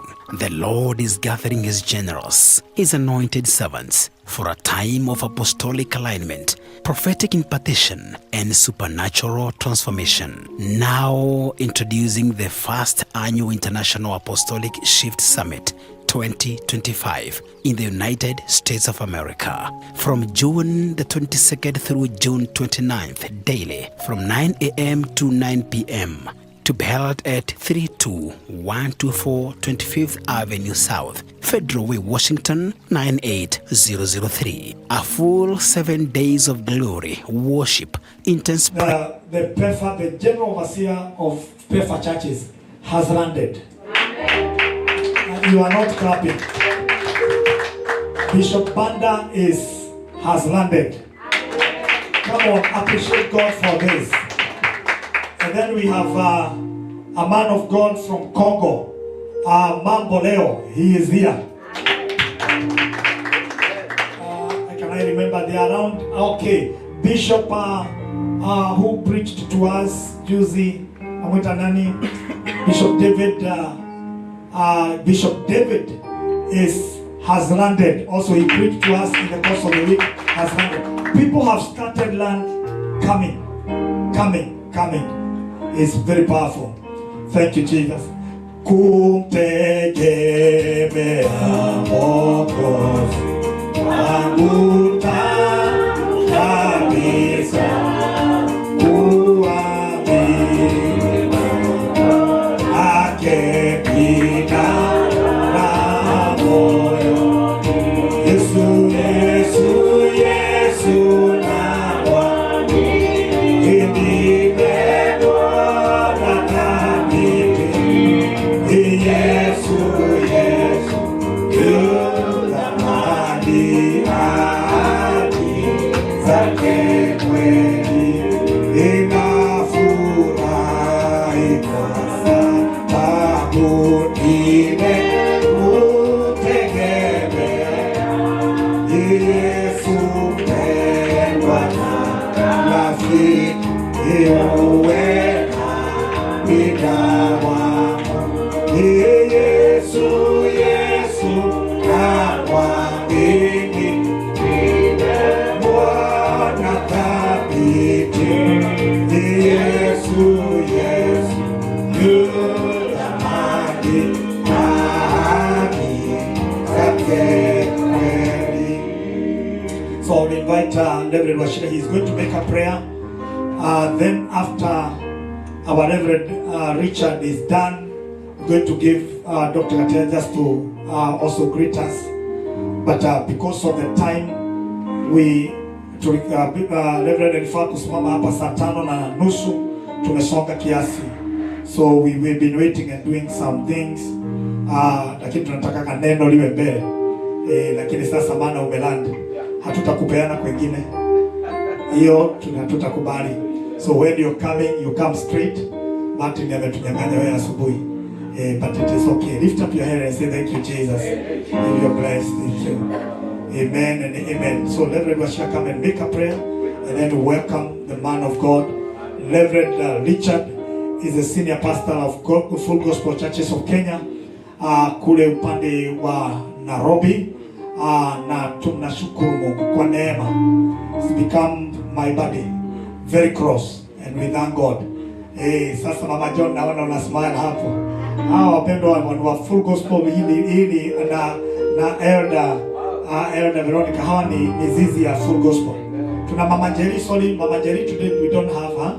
She went to Oregon, amepelekwa na the daughter akatembezwe. Ukifanya vizuri unatembezwa na Faith. Faith atakutembeza, akupeleke out. Ufurahie maua, ufurahie dunia. Sasa ni hivyo. So amen.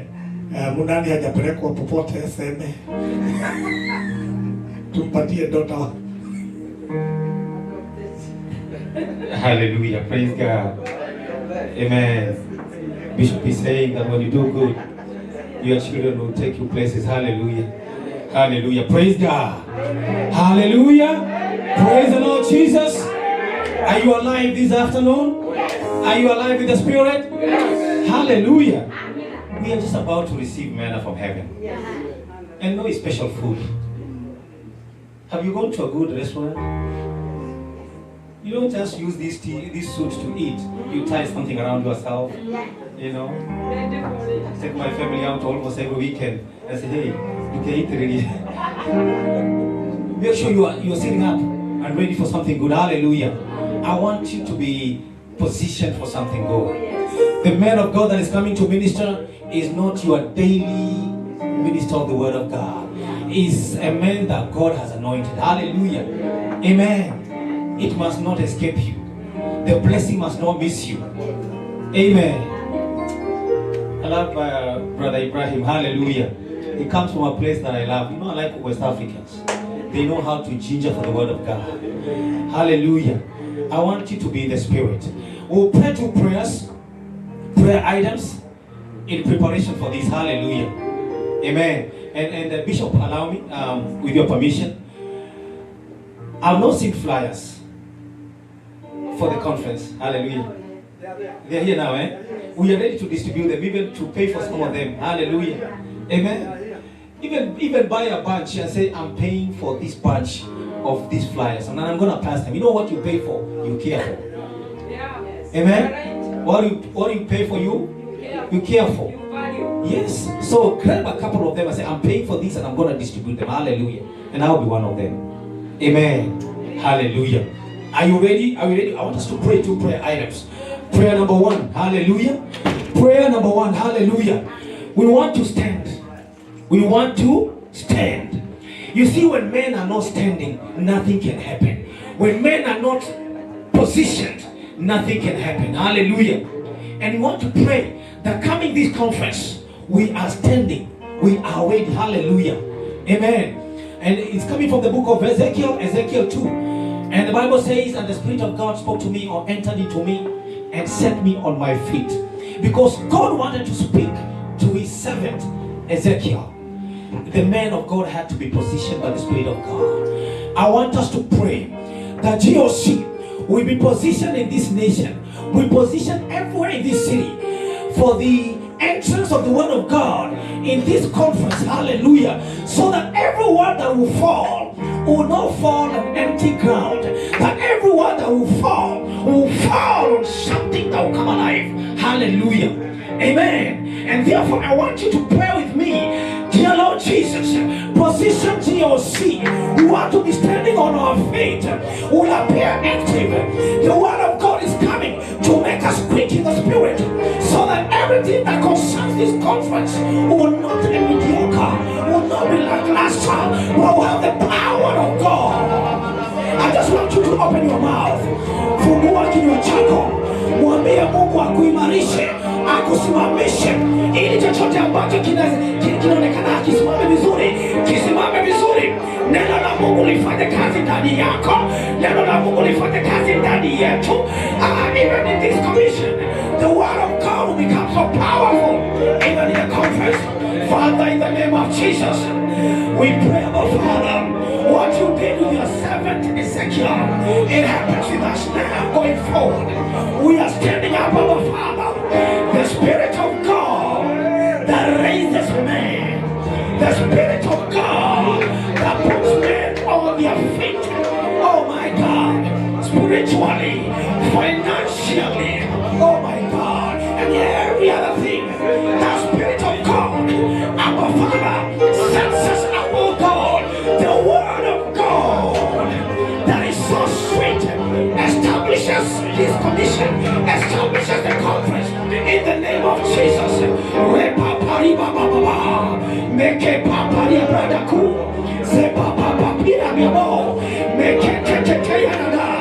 Thank you, our Father. Thank you, Lord.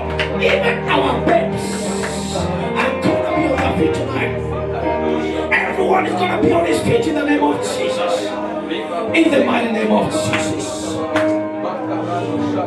Maybe you did not know this. You see, for you to be positioned, it's not just a prayer item. We need to stand financially. Hallelujah.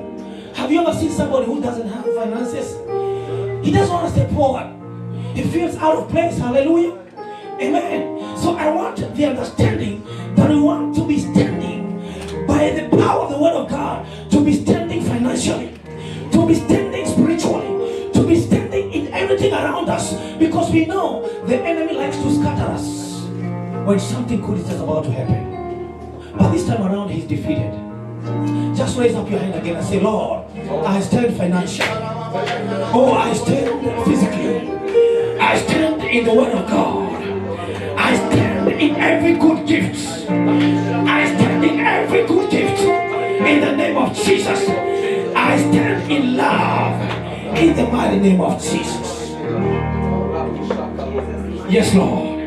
And because of time, let us pray the next prayer. Hallelujah. The next prayer. Amen. When you read from the book of Matthew 6, The Bible says this when you read from verse 19 going. It says, and do not lay your treasure where the rats and the moth do eat, but put your treasure in heaven. Can I talk to somebody tonight? The first investment should be in the kingdom. And once you have established in the kingdom, everything else becomes easy to establish. Hallelujah. When you lay your foundations in the spirit, then it becomes very easy to establish physically. I want us to pray right now. The men and women of God, everyone that has had even this prayer today, will tap into the conference that is coming up and begin to invest in it as if it's their personal business. When somebody says, I am offering so much, it bothers me, it concerns me, I am putting so much into it. Hallelujah. Amen. Amen. So men and women, even them that do not belong to this commission, they begin to put into it. It is when God has caused you to understand that your spiritual investment is more important than your physical investment. I was talking to my daughter and I said, look, you have to be doing something for God. We brought you up, showing you what to do in the Lord. Now that you have grown, it's not upon us, it's upon you. Make sure you do something in the house of God. That's your ministry.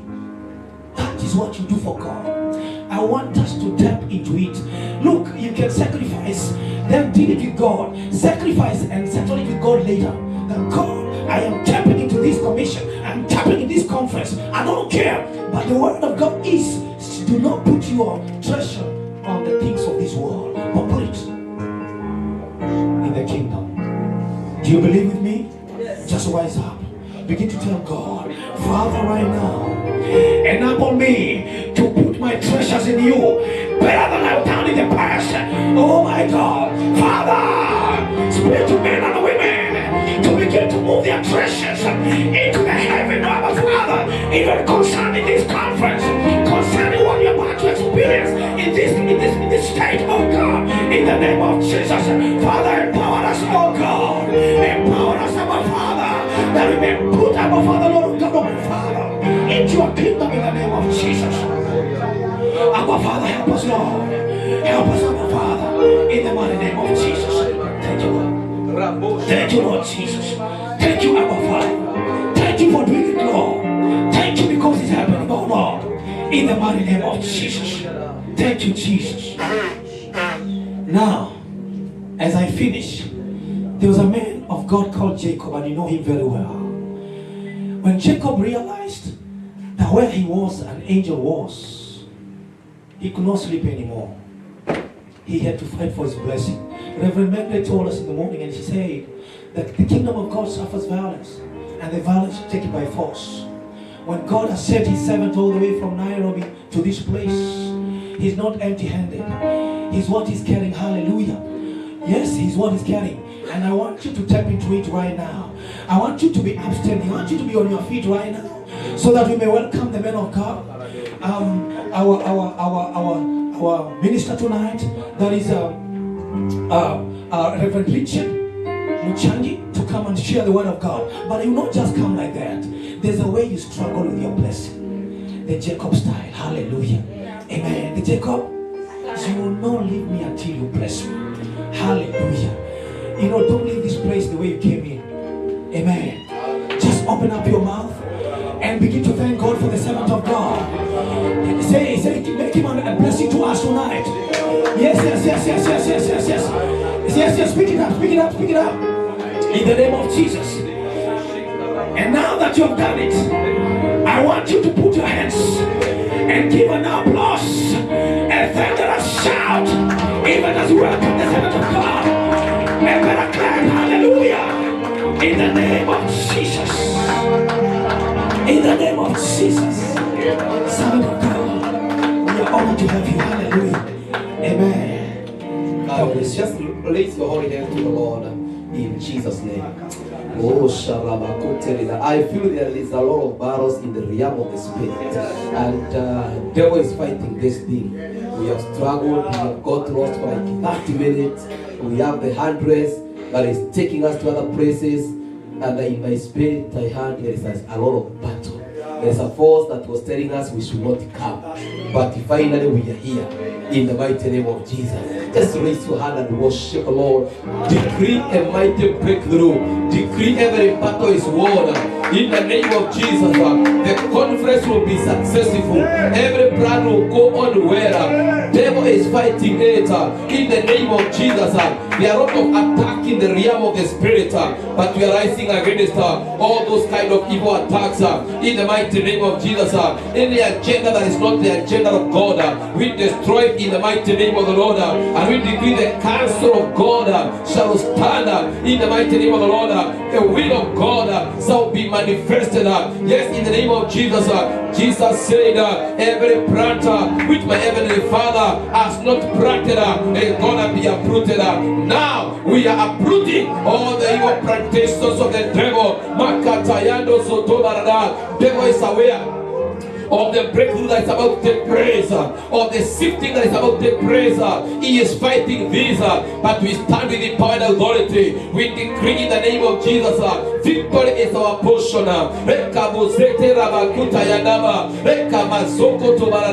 We decree victory, we decree success. Devil is fighting our people, maybe through sicknesses, maybe through kind of confusions, but we rise against these diabolic agendas of the devil in the mighty name of Jesus. Anything that is opposing the will of God, we arrest you now. Makota Yadaba. This is spiritual warfare. This is spiritual warfare. We may not have come here to preach, but maybe we have come to do spiritual warfare. Let him fight in the name of Jesus. Let him fight in the name of Jesus. Let him destroy in the name of the Lord. That very thing that the enemy is trying to stop, we decree it is not going to be stopped. We are moving forward. We are skyrocketing in the name of Jesus. My God, we give you praise. We give you praise, our God. We give you honor. To you be glory, to you be the honor. Oh, Shirada. We know they are what we call territorial forces, territorial powers that are saying and they are claiming this is our territory. You cannot get the breakthrough. We are rising against all the territorial demonic spirits that are trying to barricade the plan and the will of God.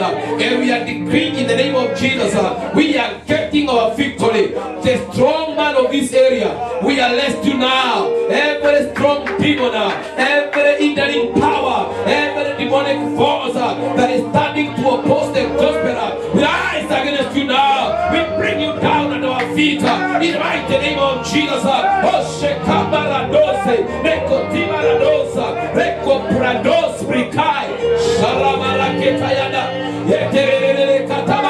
You have limited this breakthrough for so long. Enough is enough. You have defeated the devil. We are taking over. We are taking dominion.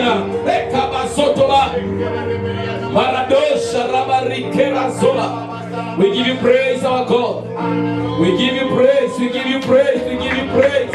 We give you praise. Oh, and we set the captives free.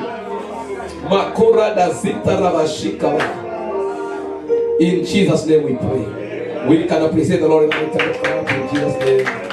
We can now sit in the presence of the Lord. Amen. Amen. I want to tell you, it is well. Isaiah chapter 3, verses 10, the Bible says, tell the righteous, it shall be well unto them. Therefore, despite of the battles, despite of the challenges, but I can tell you, in the realm of the Spirit, there are a lot of battles that are opposing the plan and the will of God.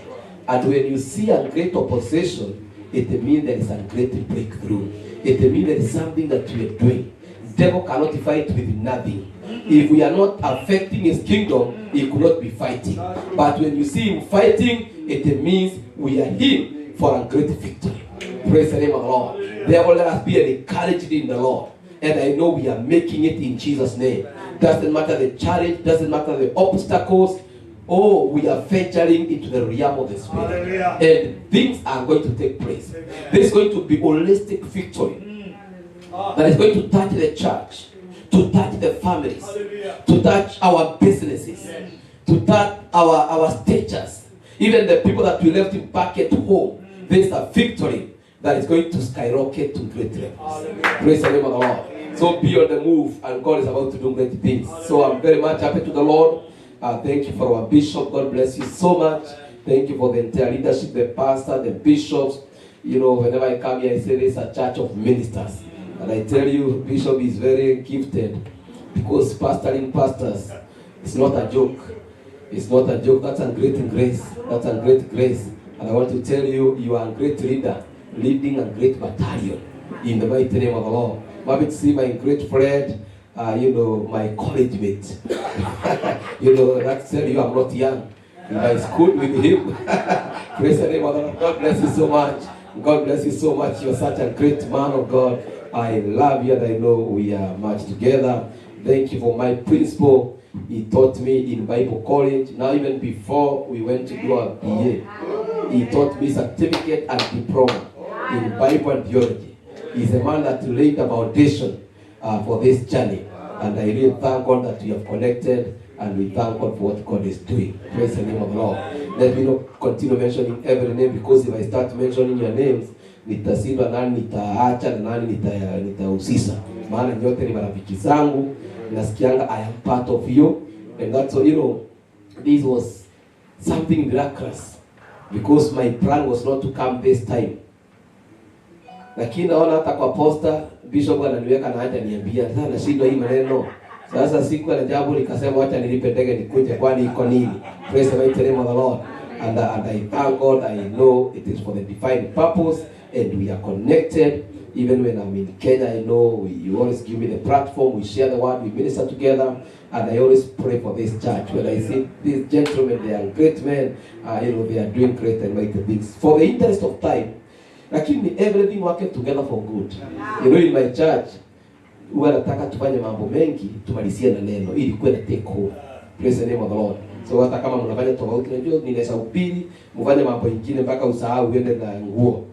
Nguo ndio unaenda nayo, unafikiri ni hiyo. Kwa hiyo ni vizuri kumalizia na neno. The take home in the name of Jesus.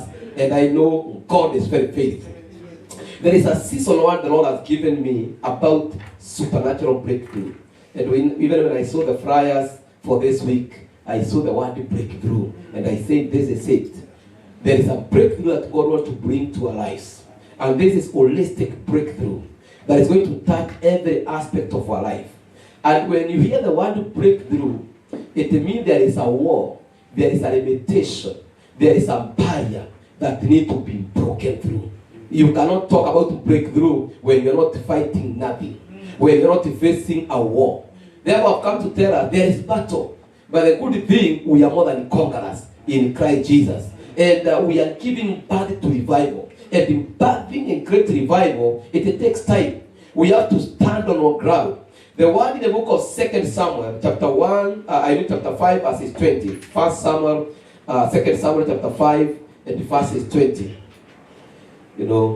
I was telling people I was ministering, you have to repeat around 3 times, because my teacher is here and he told us you have to repeat the text at least 3 times. Hata kama wewe ni mwinjilisti sana, usikuje useme tunasoma hii na unaendelea. Wale wanatoa miwani wanatoa, wale watoe miwani, wengine netu akasija kuja. The text reading is very crucial.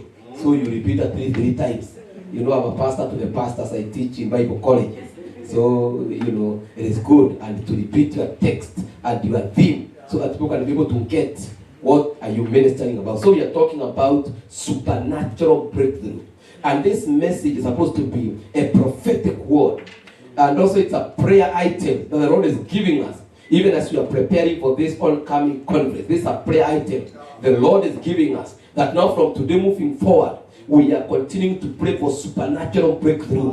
All these barriers that are coming to hinder the will of God, we decree they are narrow and devoid.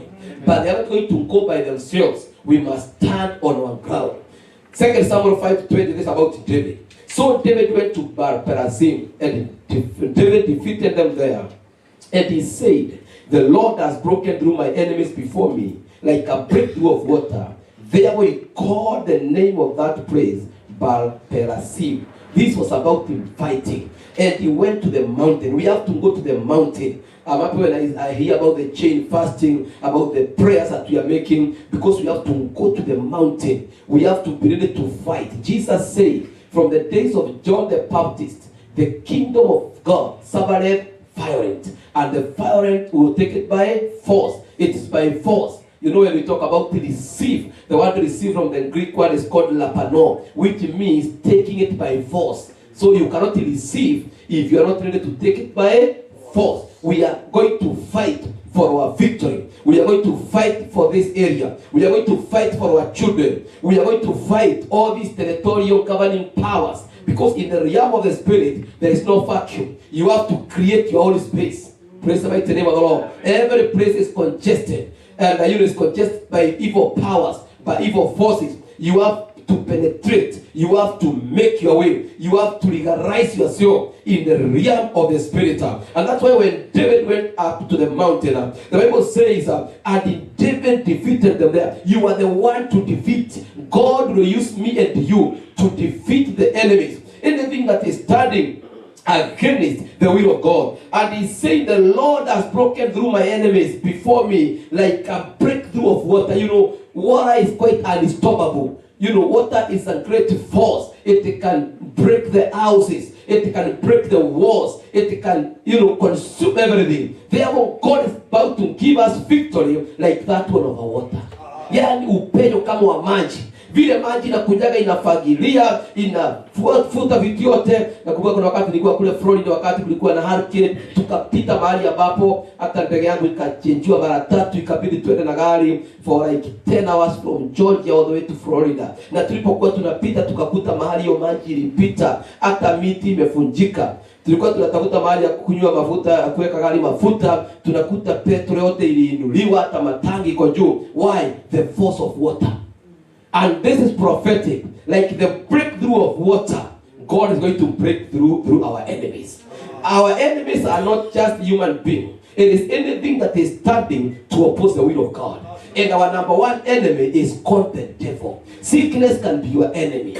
Praise the name of the Lord. Rejection can be your enemy. Anything that is opposing the agenda and the will of God. And when we talk about this term supernatural, the term supernatural or the word supernatural, it means divine, it means deity, it means godly. Therefore, this is a theme of God. This is not about our personal battle. It is godly. God is going to intervene in the name of Jesus. When we are operating in the supernatural, it's like we are giving the baton to God. We are telling God it's not about us. I am reminded of King Jehoshaphat when the Lord said, the battle is not yours, but the battle is the Lord's. Any battle that you are fighting, the battle belongs to the Lord. Amen. Praise the mighty name of the Lord. Even the breakthrough that we need to get, because I am convicted through this very first conference, it is prophetic in nature. It is going to open up the realm of the spirit. This is not just a conference for GOC. It is a conference to bring breakthrough in this state,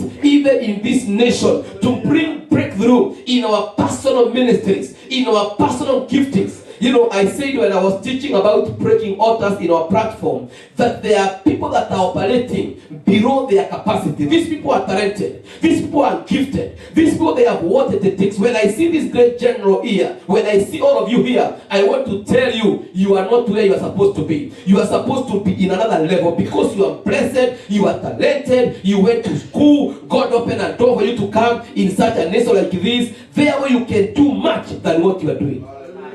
Praise the mighty name of the Lord. Any spirit that is making us to operating below our capacity, that when we try to measure ourselves, I can be a pastor of a thousand member church. When we try to measure ourselves, I can be leading a great ministry. I can be influencing the nations of the world. But there is a lot of limitation. You know, my potential cannot match with the result.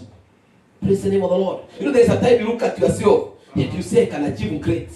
The years that I've ministered, I have been in school, I have been praying, I have this and this, I have a lot of influence. But these forces are telling you, you cannot operate with your maximum potential. You are below your potential. I have come to decree, this is a season of supernatural breakthrough. Praise the name of the Lord. All that God wanted us to have, we can take hold of America. We can take hold of the world in the mighty name of Jesus. Because God has given us power. Remember, Gideon, he was such a great man of valor. When God appeared to him, he never came with another extra power. He never said, I have come with anointing. But he is telling him, you mighty man of Pharaoh, you have the strength. And God is telling him, get up with this strength of yours. Even when he was in the Egypt, even when he was misplaced, because where he was is not where he was supposed to be. He was still strong. But the devil comes to divert, to distort. Devil comes, to confuse the plan of God. But we are declaring in the season of supernatural breakthrough, we are getting what is ours lightly free. Praise the mighty name of the Lord. Are you getting what I'm saying? Even if financially, some of us, we have worked for so many years, we are supposed to be in other levels. Hallelujah. When we came in this land and other places, maybe our expectation, our dreams at this moment, there is a dream that you had, but the devil came to bring confusion. We decree it is our season of supernatural breakthrough. It means pure normal. That one supernatural, it is pure normal. We are not just be the average kind of people. Are you getting what I'm saying? We are going to be pure normal. Beyond what people are expecting. Are you getting what I'm saying? It also means amazing. When there is that supernatural power, what God is going to do is amazing. God is about to surprise us in the mighty name of the Lord. And as I'm ministering this word, this is also what I'm praying for myself. I am praying for my ministry. And I can tell you, I have seen God doing it. Praise the name of the Lord. I have seen God opening doors. I have seen God bringing increment. And you get what I'm saying? When I got this revelation and I started even praying for the increment in the church where I minister, now my people are telling me, Pastor, we are in sort of 200 chairs because people are coming like no man's business. Praise the name of the Lord. They are going to Sunday schools to take chairs and we are buying those chairs. But you have to get revelation. You have to unlock your blessings. You have to say, I am not going to be comforting myself in this level. I am going to break the camp and get my possession. There is a demon that is called the demon of contentment, where you think everything is okay, everything is moving right, but there comes a time, I am reminded that this guy told Esau, you are going to be under the yoke of your brother, but then you grow restless, you are going to untie yourself. God is looking for men and women who are going to grow restless, who are going to say, I am not going to die here, I'm going to take a move in the name of Jesus. Amen. Hallelujah. Oh, Sharaba Kutaya Desiva. When we talk about the breakthrough, it means God's intervention. God himself taking over. I pray in the name of Jesus, may God take over. May God take over our ministries. We have prayed for so long. It is a time for God's intervention. That what other people are taking 20 years to acquire, when God takes over within a single month, you can get it in Jesus' name. The battle that people are fighting for years and years, when God takes over, I decree in the name of Jesus, He is going to take over our battles. He is going to take our wealth, our day-to-day life. It's not business as usual. It is God taking over. It also means divine speed. Divine speed. The speed of God. That we are not going to move with our speed. I was telling some people somewhere, some of us, if we move with the speed we are moving with, even the next 1,000 years will not have achieved anything. Now we need the speed of God. Praise the name of the Lord. The speed that makes the one that is walking barefoot to overtake the one who is riding on a horse. Praise the mighty name of the Lord. May we experience the speed of God in Jesus' name. Even financially, may we experience the speed of God. In every aspect of our life, may we have that in God's speed. Even our ministries, we can experience the speed of God. Within a single moment of time, we can have a church of hundreds and thousands of members. In the mighty name of the Lord. We can have branches all over in the name of Jesus. Even those that are fighting with the issues of documentation, when God takes over, the favor of God can make you to bypass. Hallelujah. It also means a new thing or new levels. When this supernatural takes place, God is bringing new things. Isaiah 43 verses 18, forget the former things. Do not hold on the past. Behold, I the Lord, I am coming to do a new thing. How many people are telling God, I need a new thing? I need a new thing. I need a new thing. I need to operate in new levels. In the mighty name of Jesus, I don't want to be, living in a mediocre kind of life. I don't want to be the average believer, that our church is average. My earning is average. We can exceed. There is what in Kenya they are talking now through the new education system. They are saying exceeding expectation. I have come to say we can exceed expectation. Even what people are expecting of us, we can exceed it in the mighty name of Jesus. Even the conference that is coming, we can exceed the expectation. We can exceed the planning. And all that I'm praying is that God will surprise us in that conference. That what God will do, and the people God will bring, and the funding God is going to provide is going to be beyond the expectation. Because our God is a God of supernatural breakthrough. Hallelujah.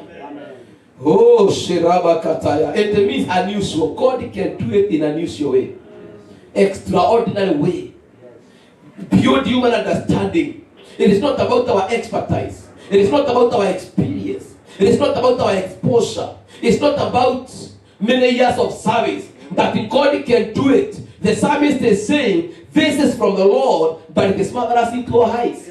God can do something that will surprise you. God can bless you with a blessing. He can take you to some levels that even yourself you cannot believe. Na ndugu mmoja alifungua mlango wa kwenda Dubai na alikuwa ametoka familia maskini, hata hakuwa anajiona kama atapanda ndege. Ananiambia hata akiwa kwa ndege alikuwa anajichuna, sikini mimi niko ndani ama nikuota. Maana alikuwa anaona ni kama naota. Familia yetu hakuna mtu angefika mahali kama hapo. Hiyo ndio ninaomba katika jina la Yesu Kristo. Ya kama yale mambo Mungu atafanya itakaa kama tunaota. The book of Psalms 126, the Bible says, when the Lord remembered the captivities of Zion, we were like those that were dreaming. Tulikaa kama wale wanaota. We could not believe our good fortune. May God bring fortunes in our lives in the mighty name of Jesus. And it was said among the nations, the Lord has done a great thing. May it be said among the nations.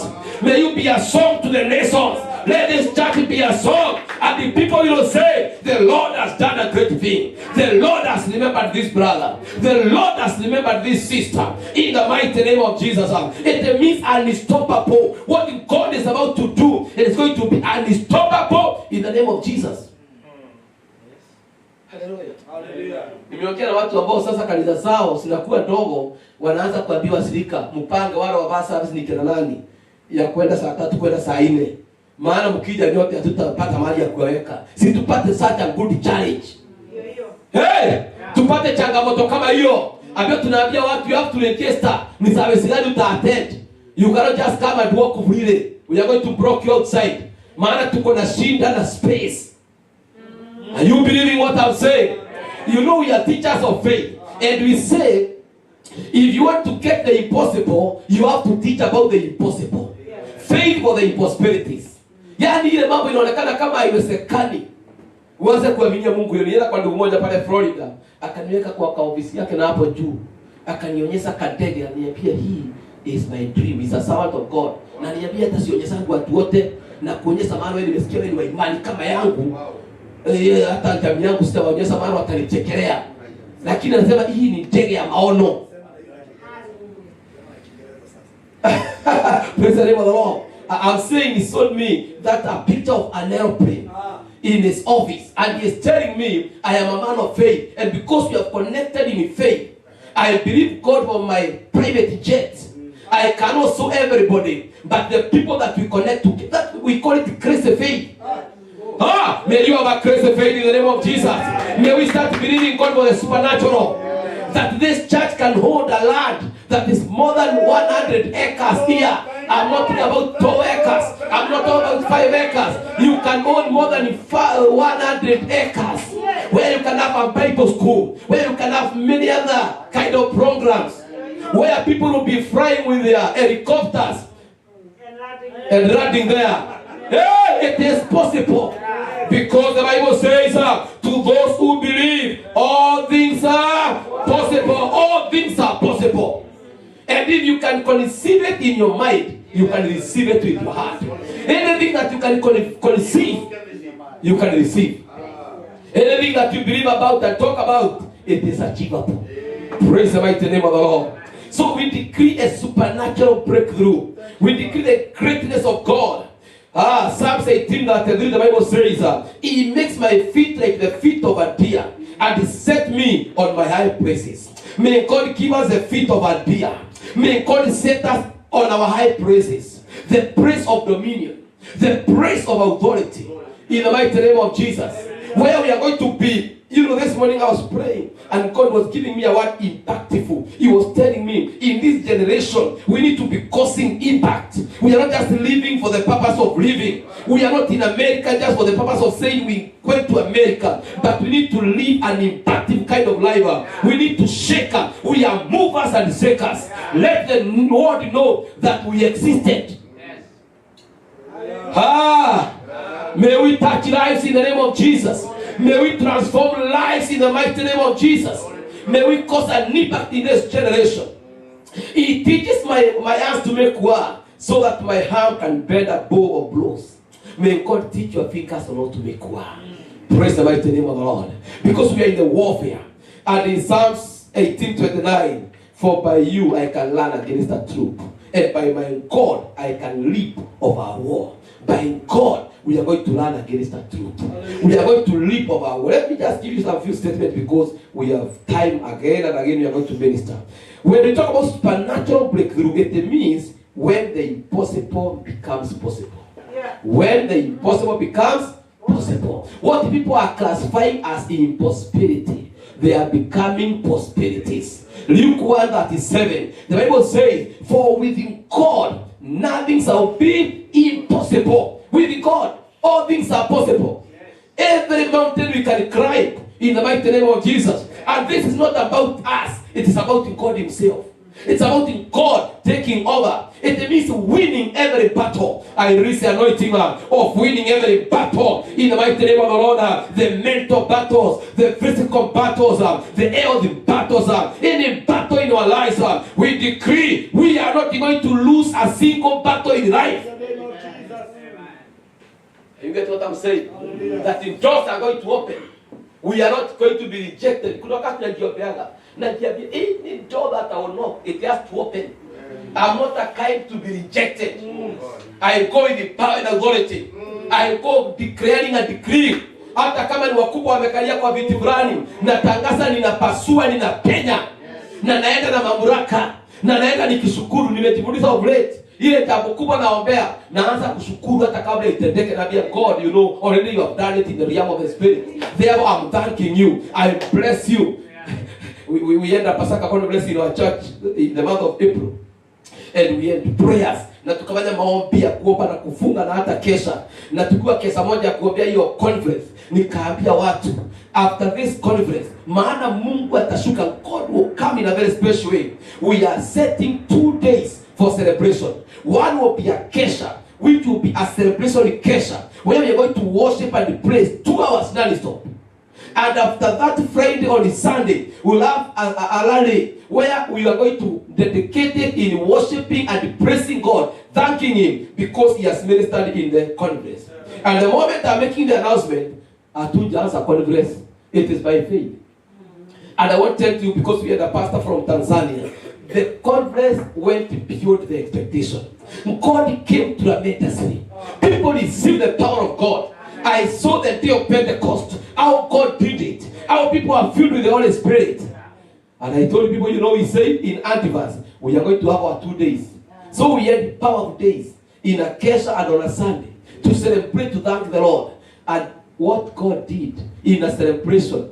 Can you imagine when we are worshiping, watu wanaanguka huko, awekele mikono, mtu anapokea muujiza. People are speaking with tongues. That is called crazy faith. When you start thanking God even before you receive your miracle. Because in the realm of the Spirit, your blessings are already released. That is some of you that is not born again. Unakuja na sadaka ya shukrani. Unasema nakuja kutoa hii sadaka. Nishukuru Mungu maana kijana yangu ameokoka na ni mhubiri. Na wakati yako kwa pombe. Kwanza nitolee bishop sadaka. Si upile kwa bishop bila kutoa sadaka. Mpaka kama nitoa. Ili madhabahu inikubali. Praise the mighty name of the Lord. And you get what I'm saying? You start thanking God. You start worshiping God. You start declaring. The Bible says, our God who declared the head from the beginning. That's why I'm declaring this conference is going to another level. I see God moving in a very special way. I see people coming from far and near. Ninaona congress ambayo itaenda beyond the budget. Sio kusema kama mna slash budget, yani ni iwe ni pesa nyingi, mpaka mnasema ni kitu gani nyingine tutafanya. How many people are believing God? Praise the name of the Lord. Exceeding the expectation that God will come in a very special way. Hallelujah. It means breaking limitations. If there are limitations that the enemy is trying to put, we are breaking every limitation. Even our personal limitation, limitations in our lives, where the enemy said we cannot go, we are crossing over there in the name of Jesus. That's why we are standing even against the spirit of premature death and untimely death. Because there are some levels you go into where the devil cannot stop you. He thinks he can kill you. He can come with a chronic disease. Unajisanga watu hii shida ingine inatokanga wapi? Wakati tulikuwa nakula matumbo na vichwa ya mbuzi, hakuna mtu alikwambia usikule. Wakati umepata pesa ndio unaambiwa mambo ya dawa wachana nayo. Shetani ashindwe. Wakati tulikuwa nakunywa truth hata haipatikani unakunywa yote. Sasa unaanza kuambiwa maziwa achana nayo. Makarando shukurabaya. Wakati ulienda mguu hakuna mtu alikwambia. Sasa wakati uko na gari ndio unaambiwa kila siku tembea kilomita 5. Nilikuwa napea mzee mwingine left. Niambia hapana, this is doctor's prescription. Lazima nitembee. Mwambia kuja nikupepe. Sema ni dawa ninakunywa. We are breaking every limitation. The limitations of our lives. The limitation of our ministries. Si hata wale watu wengine wameitwa kama sisi. Kama wameitwa kama sisi na wanafaulu, hata sisi I decree, hata sisi huduma zetu zitainuka katika jina la Yesu Kristo. Hata sisi miujiza na ishara iteteke. He is the same. You know, mimi ninakasirika na ni vizuri kukasirika. Hata unaomba maombi ya hasira, unaambia Mungu kuja sasa ufanye kitu. This morning I was telling God, the Bible says you are the same yesterday, today and forever. During the 10 days of the apostles, miracle signs and wonders took place, and you are saying you are the same in my generation. Through my ministry, I want to see miracles happening. I want to see the lame walking. I want to see the deaf ears hearing. I want to see the blind men seeing. Hey! We are going to see God doing great and mighty things. We are tired of hearing about this God. We want to see Him with our eyes. We are breaking every limitation in the name of Jesus. We are also possessing new territories. We are possessing new territories. There is a grace to possess.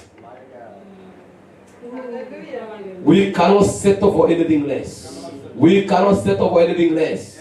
Oh, Shakabaya Nabose Kitiba.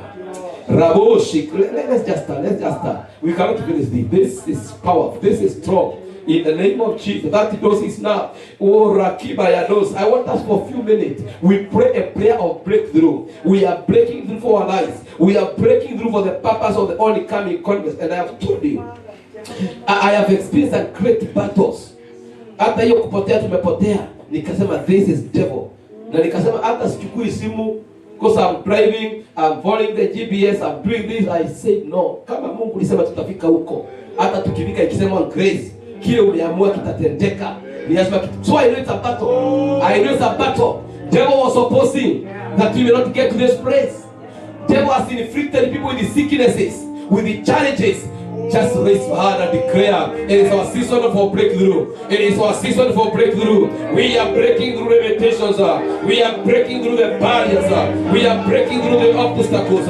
In the mighty name of Jesus. Shakaraba yandosaba. Meka basoko tabayana. Meka raba soko tobarana. Meka babosika rababoria. Shandara bakoto bosika ba. Meka barando sobarana. Meka masoko borodoria. Maraderia katayana, maradoso bokota mabaya, nekatayana zoma. Somebody decree breakthrough in our personal lives, in our ministries, in our businesses, in our churches. Oh, shakaba yadasa. Oh, we decree breakthrough. We decree breakthrough. We decree we are winning every battle. We are winning every battle. In the spirit of stagnation, in the spirit of retrogression, in the backwardness, we rise against you now. In the mighty name of Jesus, anything, Jehovah God, that is bringing sorrow in our lives, we break it, we break it, we break it, we break it. Every yoke of limitation, we break you now. In the mighty name of Jesus, anything that is trying to sabotage the divine will of God, we rise against you now. We decree the conference will be powerful. There are many powers that are fighting with oncoming conference, but with the power and authority, we decree a supernatural breakthrough. We decree the mighty move of God. Maradonia makata rabasoko le babo shaka rababoya le karabo sokota mayana le karideya makata rababoya makarabasoko tama. Things to do in our families, all the battles that we are fighting in our families, we decree the battle is won. We are winning the battles from our families. They want to put us down through our family members, but now in the name of Jesus, we deliver them now. We set them free now. We decree sicknesses and calamities are not our portion. In the name of Jesus, you sabotage spirit, we rise against you. Sharamakata ya dusevera Raba shakaraba raba yataraba Lekaraba sikaraba radayama Makaraba seketeri baraba shanaba Lekaraba raba sikataradoria Makaraba sokotere bashika yada Maradoria miketeri dosa Lekabo sikarabo shika yada Makaridosa raba riketeri da Rabo shika raba kota yada Maradosa raba kote verida Lekaboria da shanda raba Marando sakabaro kote varda. Yekarabashirana Rabayanda Seva. We are winning every battle. We are winning every battle. We are winning every battle. We are winning every battle. We are getting victory. We are getting victory. Victory is guaranteed. Victory is assured. Shakabayandusa Sharabakutayana Shirabo Sakaba. Oh yes, let's continue that song. Oh yes, oh yes. Shakaba.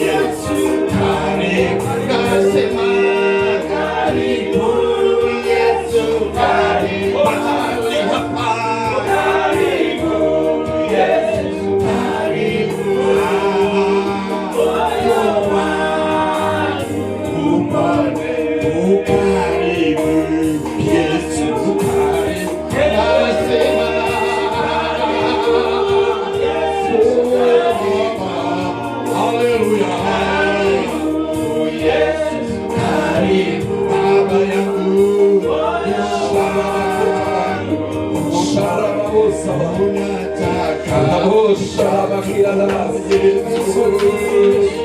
Nataka ujazo wa Yesu. Haleluya. Nataka ujazo wa Yesu. Moyo wangu upone. Karibu Yesu. Karibu. Anapozikana mashamba.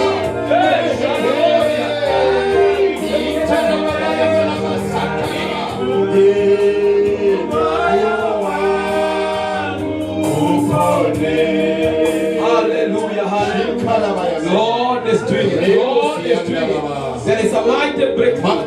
Rekopo salama kuradesh. Rechido sama sotabana. Rekabo sotomari. Hallelujah. Marado shalalaba. That word peraparasim is a Hebrew word, which means the owner of breakthrough, or rather the Lord of breakthrough.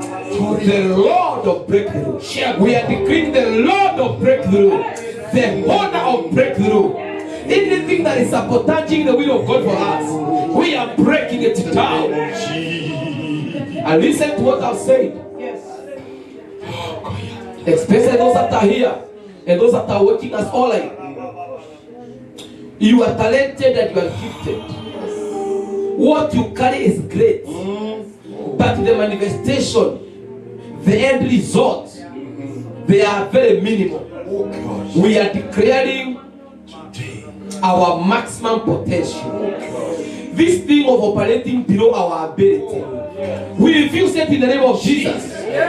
Oh, Shabaku Tayadesa, Rabo Shabari Karados. Our ministries, our giftings, they are supposed to go far.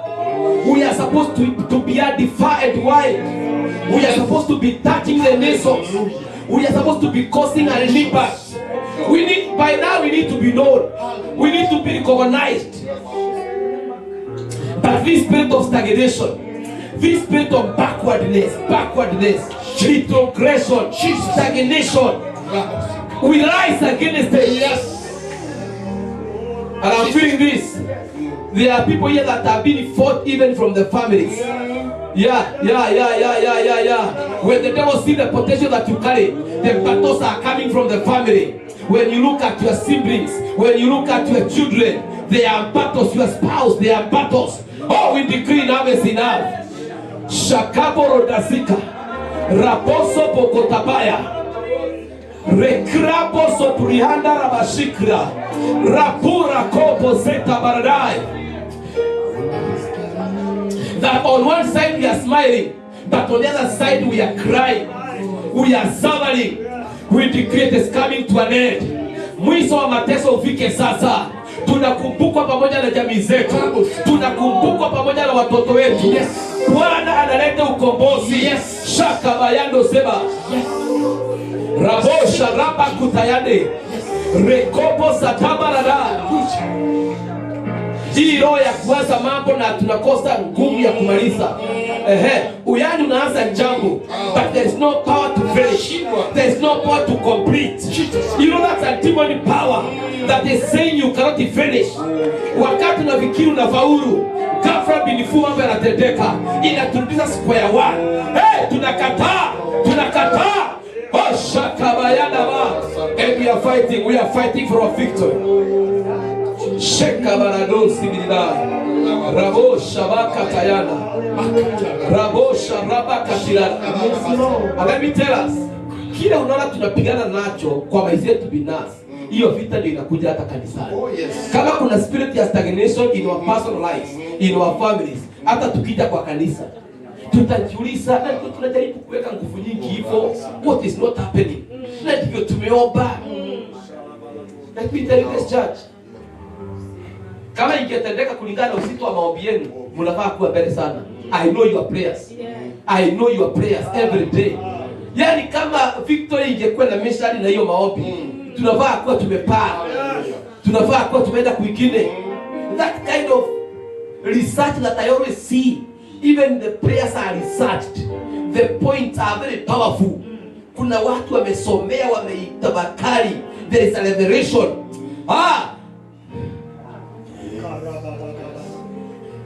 Unajua wakati wa Midian, wacha nimalizie na hii.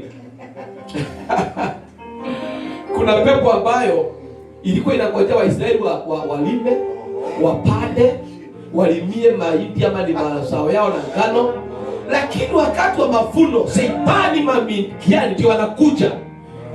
Their business was to destroy the harvest. When you are planting, there is no battle. When you are doing whatever you are doing, everything is okay. But the time of harvest, and they were doing two things. They were coming to take away, and the one that they cannot take away because they were lot, they were consuming. Yani roho ya kuharibu. Natangaza pepo yote ya kuharibu mavuno yetu. Every demon spirit that comes to destroy our harvest, we destroy it. Yani mtu akaya Amerika hii akipiga tapo. Alafu wakati uko miaka 60 ndio kansa inakuja. Ndio chronic disease inakuja. Ndio dementia inakuja. Makopara ndo soko tapa inakuja kukula mavuno yetu. Marindo seketaba. Yani umeenda shule, umesoma, uko na degree ya kwanza ya pili, you are supposed to enjoy, lakini Shetani inakuja inakwambia wewe ukamalizia vizuri. Nimekataa. I have come to declare we will finish well. We will finish well. Join us. Apostle Kontamita. Raposha Bikarados. Jesus name. Yani wale watoto umengangania ukitafutia pesa. Akisaidi wanafanya ulie. Umewasomesa, umejifuta, umekataa. We say enough is enough. Sheka baladosa. Makopra kotaba. Rabo shikra. Anything that is opposing the agenda of God, we destroy it in the mighty name of Jesus. Anything that is sabotaging the divine and the purpose of God, we destroy it in the mighty name of Jesus. Shekarabo sikara, ropo rokaba tuisa keba, reko borodashi babo, shekabo sekeredaba. Lord, we give you praise. We decree supernatural breakthrough. Yes. Supernatural breakthrough in every aspect of our lives. Yes. Even in our businesses, in our places of work. Take steps of faith. We cannot be frustrated there and we are frustrated here. We refuse that. Tumekataa in the mighty name of Jesus. Shakabara dozuva. Repoka sitayanda. Yani hata wengine wakienda kazi wanaenda maana ni lazima waende. But ikiwa na option ingezema kazi taki, ile madharau na wanyesha staki, tumekataa. Devil ya madharau. Shakabara dozai. Ribosha barakata babozai. Reka mazoko borokata baba. Rekopo siladai. Makopo idai bosekala. Repo shikalada. Sikatai tupate pesa na mali, lakini kuna vile tunaweza ipata kwa uchungu zaidi. Yani uchungu na machozi. Wengi tutueta magonjwa kwa kazi, mgongo inagojekea huko. Pana tumekataa. We refuse that in the name of Jesus.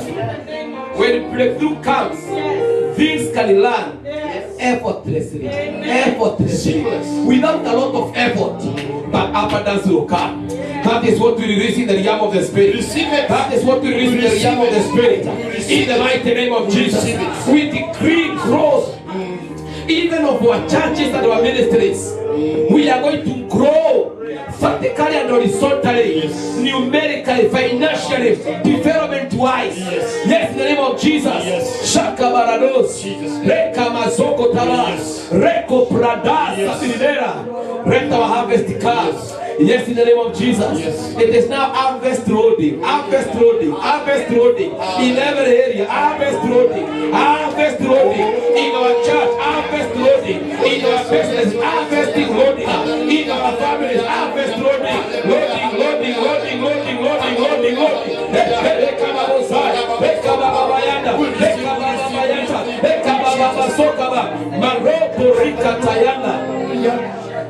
And what I've said, this one that I've shared is a prayer item. It is not ending here. Yes. It is not stopping here. From now, we have declared the war of our destiny. And we have declared that we are breaking every war of limitation. And from today we decree Supernatural breakthrough is our portion. Supernatural breakthrough.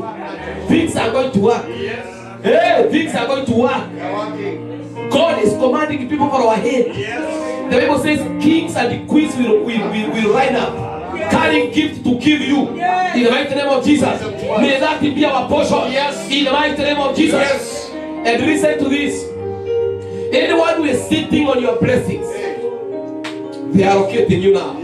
They are coming to you now. The spirit of Sipa that was sitting on the blessings of Mephibosheth for many years. It is Mephibosheth who was supposed to enjoy, but it's Sipa with a team of 72 people that were enjoying. We decree in the name of Jesus, we are getting our rightful possession. Shakabarados. There are people that are saying they need some breakthroughs. You know the kind of breakthrough that you need. Just raise your hand before the Lord. I will not call you because of time. Father, in the name of Jesus, look at these many heads. They have a cry and a prayer to you. There are some breakthroughs they need. They have been drilling you, praying to you for these breakthroughs. And because we have shared your word about supernatural breakthrough, that it is God taking over, I pray now you may take over now. Give these dear ones the breakthrough they need, and do it amazingly, do it surprisingly, do it beyond their expectation, do it beyond their levels. Oh, in the name of Jesus, we break all those barriers, we break all those limitations, and I decree as I declare, we are going to sing a new song and say we have seen the Lord, and every spirit of sickness and infirmity, I command you to dry now from the root. Magonjwa na maradhi na kutangazia ukauke sasa katika jina Yesu. Jamii zetu nimesinua kwako Baba, onekana Baba, tawala in our families, our ministries, our giftedness, our potential to skyrocket now. In the mighty name of Jesus, we will not be living below our ability, below our potential. In the name of the Lord, we decree we are thriving and we are making it. Oh, Shabakata Yadaba. And mighty Father, I pray for this church. I decree GOC is going to skyrocket. Oh, here at Federal, here in Washington State, in American, in the United States of America, in the nations of the world, we decree a catapulting anointing in the mighty name of Jesus. And we pray for the only coming conference that in God you are going to amaze us. It's going to another level. This is not going to be stopped. We win every battle, and we decree, mighty Father, mighty and wonderful things are taking place for your own glory and honor. In the name of the Father, of the Son, and of the Holy Spirit. Amen. Put your hands together. A divine has been issued from the rising of the sun to its settling. The Lord is gathering his generals, his anointed servants, for a time of apostolic alignment, prophetic impartition, and supernatural transformation. Now introducing the first annual International Apostolic Shift Summit 2025 in the United States of America from June the 22nd through June 29th, daily from 9 a.m. to 9 p.m. to be held at 124 25th Avenue South, Federal Way, Washington 98003. A full 7 days of glory, worship, intense prayer, and apostolic revelation, hosted by a mighty collaboration of workshops, explosion conveners, including Reverend Maggie Kings of GOC Sierra, Reverend Richard Muchangi, FGCK Kenya, Apostle Pauline Kamanja, President GMI, Prophetess Alejandra Gina, The Prayer Project, Bishop Terry Muchemi of GOC Sierra, Reverend Sipor Wairimi, the President, Wima International, Reverend Joseph Masharia, GOC Sierra, GOC Kenya, Prophet Elias Romera, Outreach Director, Reverend Joseph Washira, GOC Sierra, and many others. These end-time vessels are inviting you to witness and partake in a prophetic move of God that will shift destinies and awaken nations. Joining this historic summit are renowned God's generals from across the globe, including Archbishop Dr. Steve Masharia, Presiding Bishop GOC Kenya, Bishop Dr. Francis Maina, Deputy President, God GOC Almighty was so Kenya, much Bishop involved into it. Dr. John We Okinda, thank you, there Pefa is Churches, no Bishop Dr. Isaac Ndewa, Convener, Washington, USA, Bishop Masande Bande, FGBC Zambia, Bishop Joshua Mulimbi, Africa Israel Initiative, Bishop David Malombe, Nairobi, Kenya, Bishop Dr. Joe Bright, Priesthood Fellowship, Bishop Joe Olekahora of House of Bishops, Pastor Dennis Austin of Bethel Christian Center, Apostle Dr. Julius Kimani, who is a family therapist, and Dr. James Ngede, counseling psychologist. Renowned worshippers will sing and heavens will open, while praise melodies ignited by GOC praise voices as our curtain rises all throughout the 7 days. This summit is more than a gathering. It's a divine apostolic shift, a movement of realignment and power for leaders, ministers, intercessors, and kingdom builders. This event is powered by Gospel Outreach Church, Global Admission International, Remap International, Priesthood Missions Network, and African Israel Initiative. Come expectant and be ready for divine encounters. It's our first annual International Apostolic Shift Summit 2025 to be held in the United States of America, where generals gather and heavens open. Or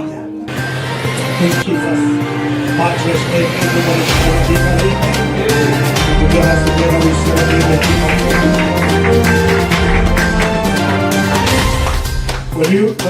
When the Sabbath of God was praying, there's something that God brought to my spirit, and I think this that I don't see it in just a minute.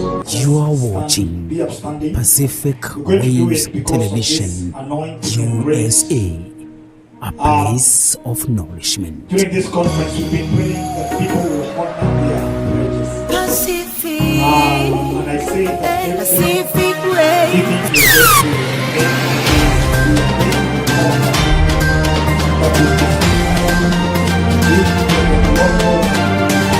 this one that they are going to build altars all over Canada, everywhere. The Bible says that you're going to offer an offering, and I'm going to come and bless my people. I want us to do something every Sunday, the coming week now, from Friday, and I will request if the man of God will be with us, because we wanted you to be on the Kesha, but the coming week you only have 1 week to the conference. We cannot take chances with this crowd, with what he has shared. Imagine they left and then they got lost. 30 minutes and we were waiting for him. This is not normal. Bishop Banda, his daughter, got an accident in Indiana and he was coming for this conference. And I caught a lot of counterattacks here. Sickness is everywhere. You know? The enemy is a liar. He's defeated. He wants to sabotage this cause, that he's in trouble. So I want us to do this. The chairman, King James, would have been here, and I'm going to speak on his behalf. Because we need to redeem. As we redeem our pledges, so every Sunday if we do something, it is also helping somewhere. Okay? And because maybe on the people who have not done and they are trying, let's help them also. So you have your 20 bob, you have your 30, you have your 50. Let's come and give here. Inaenda huko kwa conference so that it is continue doing. So I have mine. It has been sown to me. I am sowing here. So just get anything. Just put it here. A divine has been issued from the rising of the sun to its settling. The Lord is gathering his generals, his anointed servants, for a time of apostolic alignment, prophetic impartation, and supernatural transformation. Now introducing the first annual International Apostolic Shift Summit 2025 in the United States of America, from June the 22nd through June 29th daily, from 9 a.m. to 9 p.m.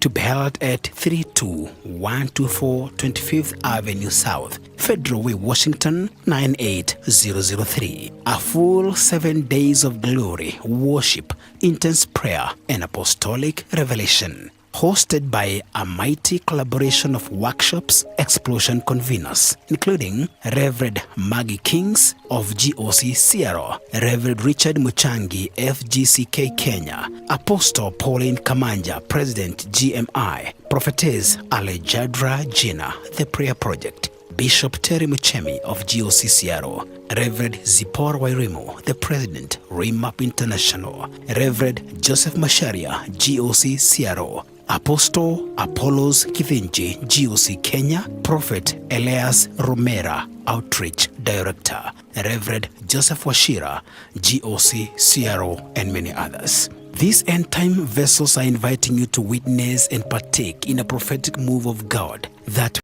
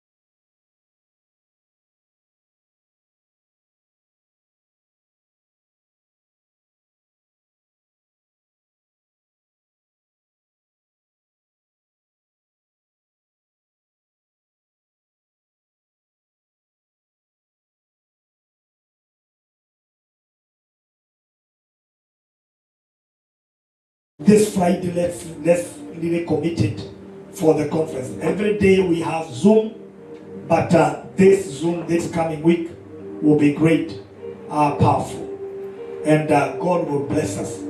I don't want to take much time, but thank you for giving. Let me pray. Father God, we thank you for every giver, everyone that, Lord, your Father, has taken the burden to their hearts to Lord, dear Father, have a goodwill for this conference. Pray that you may bless them. Thank you for the men of God who have already arrived. Thank you for our Reverend. Thank you for Bishop Malome. We thank you, Lord Almighty, for Bishop Banda. We also pray that, God, you may reach out to his daughter.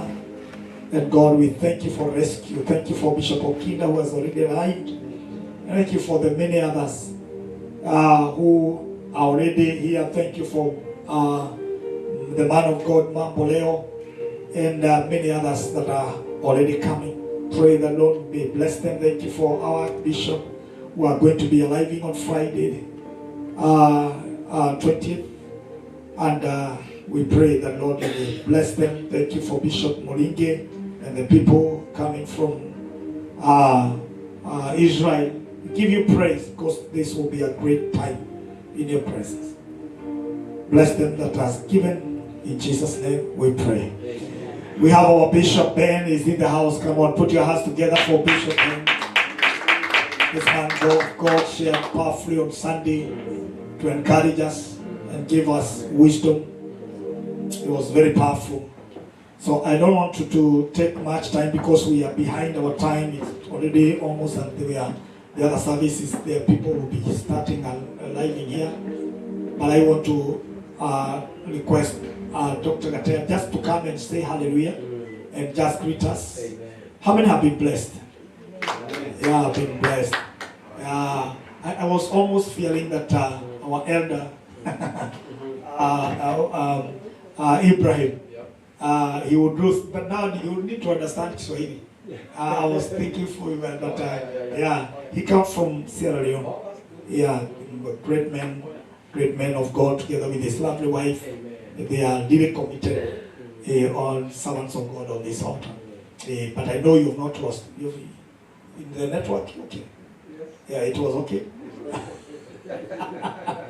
Yeah, Reverend, after this, so Reverend, you come, Dr. Kuja. Amen. Come on, put your hands together. Yeah, praise the Lord. Amen. Yeah, my name is Joshua Gatea. Because many do not know how to write my second name, I tell them to write gate A. So if you write gate A, you have written my second name. I am born again, my name is written in the book of life. And the Bible says, sowing and reaping will never cease. I'm so glad because when I was young, I sowed seeds like this. So when I taught this young man, and he is releasing what he is releasing now, I am reaping. Because there's always time of sowing and reaping. Now I'm sitting down and reaping what I planted. Amen? So I'm so glad, and that is my secret. Some people ask me, why don't you look old? They tell them, because the joy of the Lord has been my strength all through. Yeah, because people are calling from wherever, Kericho, I have people preaching there, Ngong, I have people preaching there, Norway, I have people there, Germany, I have people there, whom I have brought up through the Bible school. It's called Mathetes Bible College or Mathetes Christian Training Center. And these are the first fruits of Mathetes Christian Training Center. Now he is having a doctorate, and I really thank God for him. So may God bless you. I'm happy to be part of this church. And Bishop has given me some time to preach in the Zoom. And I'm really glad because of what God is doing through this ministry. And this ministry will go far. This ministry will go far. And we are going to get a breakthrough. A breakthrough. And let me tell you one thing as I sit down. A servant of God spoke about the yoke. You will stay under the yoke of your brother until when you are going to remove it. It is not God who is going to remove it. It is you. Hello, go and read well. It is not God who is going to remove it. So don't go and fast and pray for God to remove that yoke. It is you who is going to decide and now remove it. Amen? So may God bless you and may continue to do you good. I'm really praying that God will give me time to be here in the conference. And God is going to bless you. Amen. Come on. Appreciate our Reverend. You've not done it better. Put your hands together. Yes. Very, very powerful. Thank you, Dr. Ali. God bless you. It's good to have you. And you know that soon you'll come to share with us. So the Lord is faithful. We have our Bishop Ben. So let him say hi to us. Bishop Ben has ministered here. Bishop Ben has been a blessing. He's been a father to many, and we thank God. Even you know he has the root in full gospel. Yeah, this mzee is he's been a leader. Sisi nafikiri kabla tujakuwa kiongozi mzee. Nakwambia huyu mzee amelea wachungaji na ametutetea. Unajua kule Masakoro walitukalia. Mauri Vixen alisema wazee ni uti wa muongo wa kanisa. Nao wazee wakajua hiyo ni neema tu, Mungu alituokoa. Asante. Karibu. Mzee alisema hapana, wachungaji lazima pia watetewe. Come on, put your hands together. We celebrate our bishop. Thank you. Thank you. Let's all say something about this man. Lord,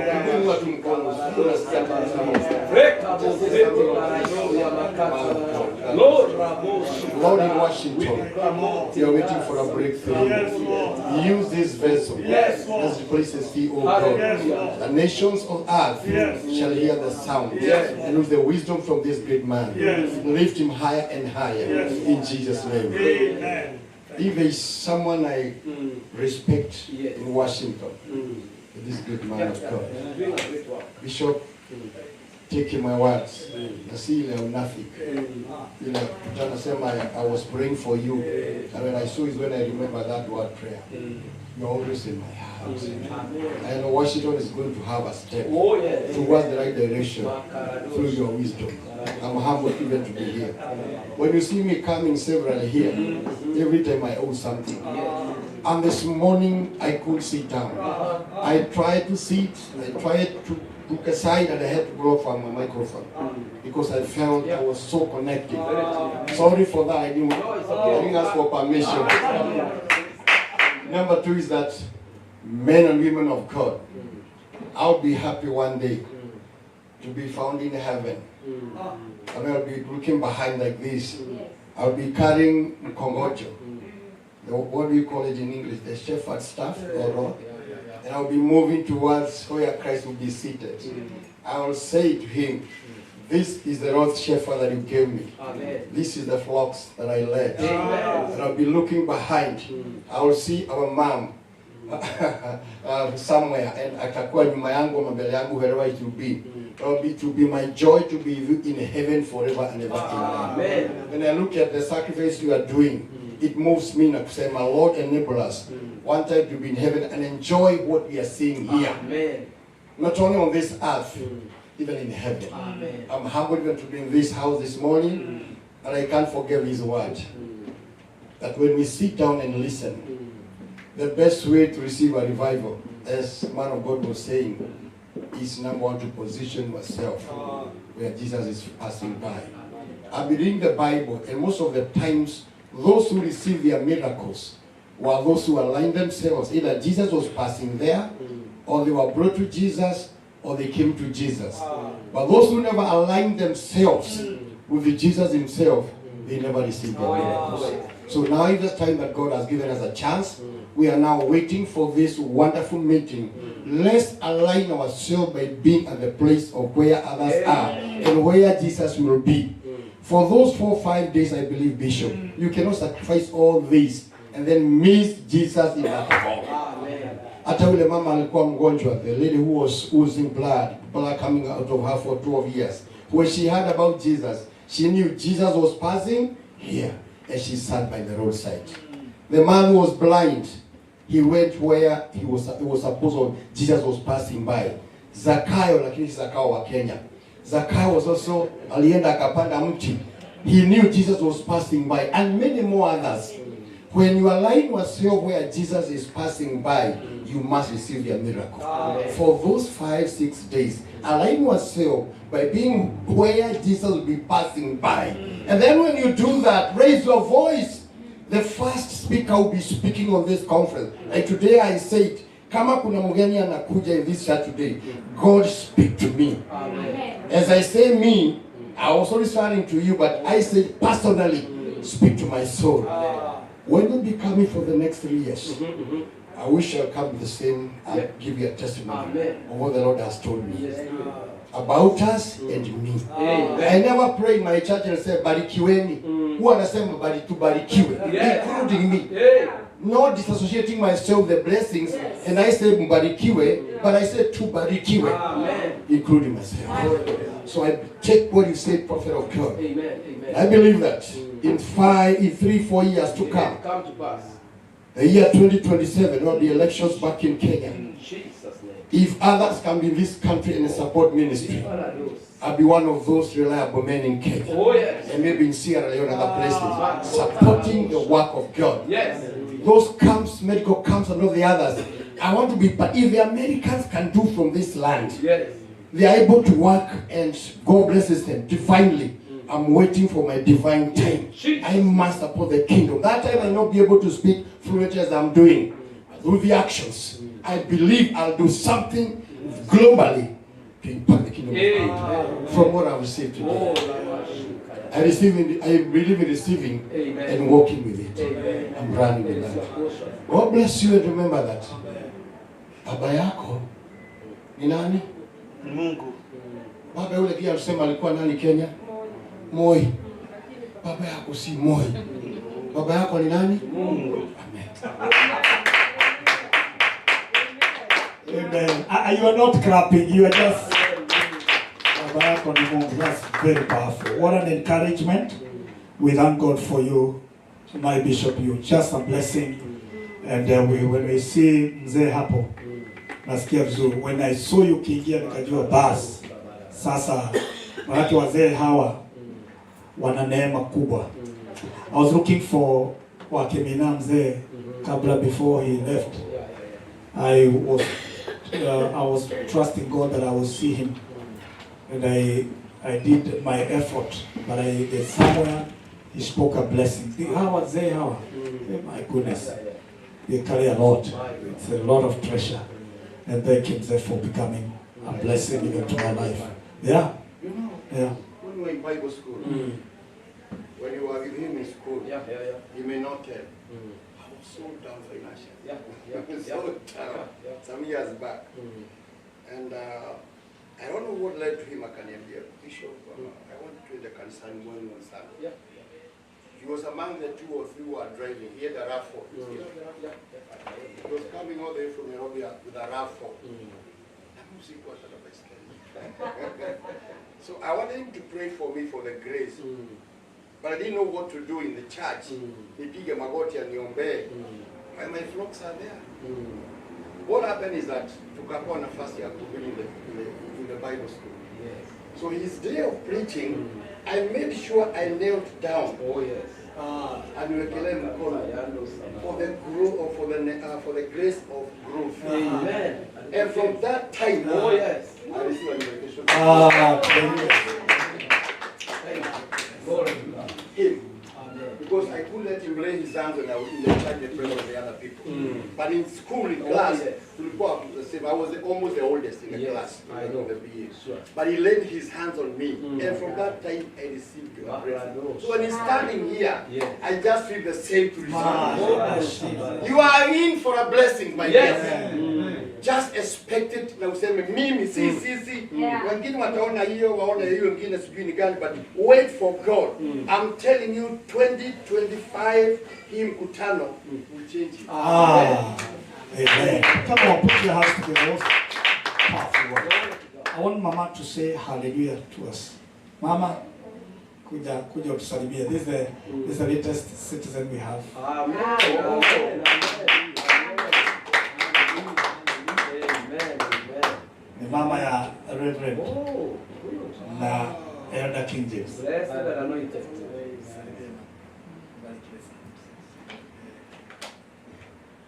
Bwana asifiwe. Bwana asifiwe tena. God is good. All the time. And all the time. God is good. And that is his nature. Asante sana kwa kufika hapa. Nashukuru Mungu sana. Nimeokoka. Nampenda Bwana. Nasikia kumuinua wakati wowote na kumgoja mpaka siku atakuja kumchukua. Bwana asifiwe tena. Niko na salamu nyingi kutoka Texas. Watu wote wa kanisa wameniambia nimsalimie. Watoto wangu wachukuu wameniambia nimsalimie sana. Salamu nyingi ninazo. Kwa hivyo mbarikiwe sana na Mungu ampeleke mbali. Sina mengi. Nashukuru sana kwa hawa watoto wangu kwa kupenda Mungu na waombea.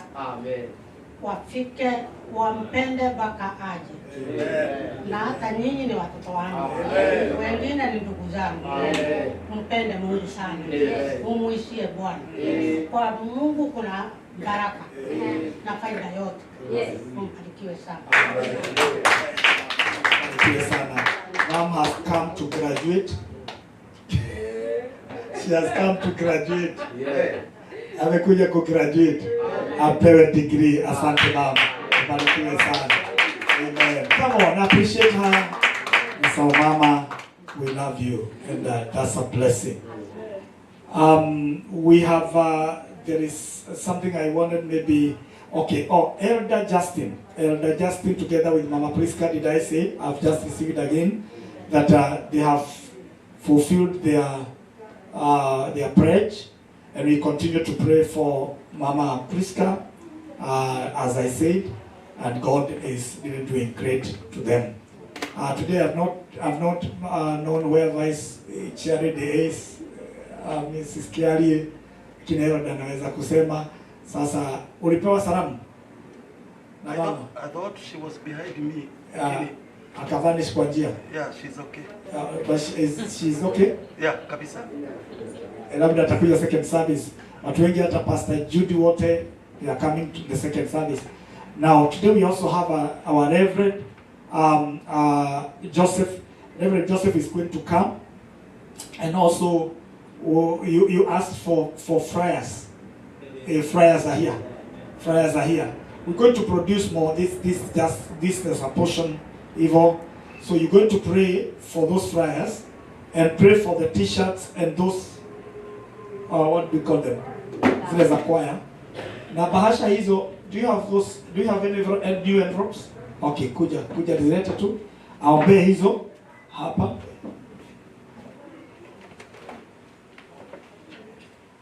Oh, we have a visitor. Mom, it's the first time to come.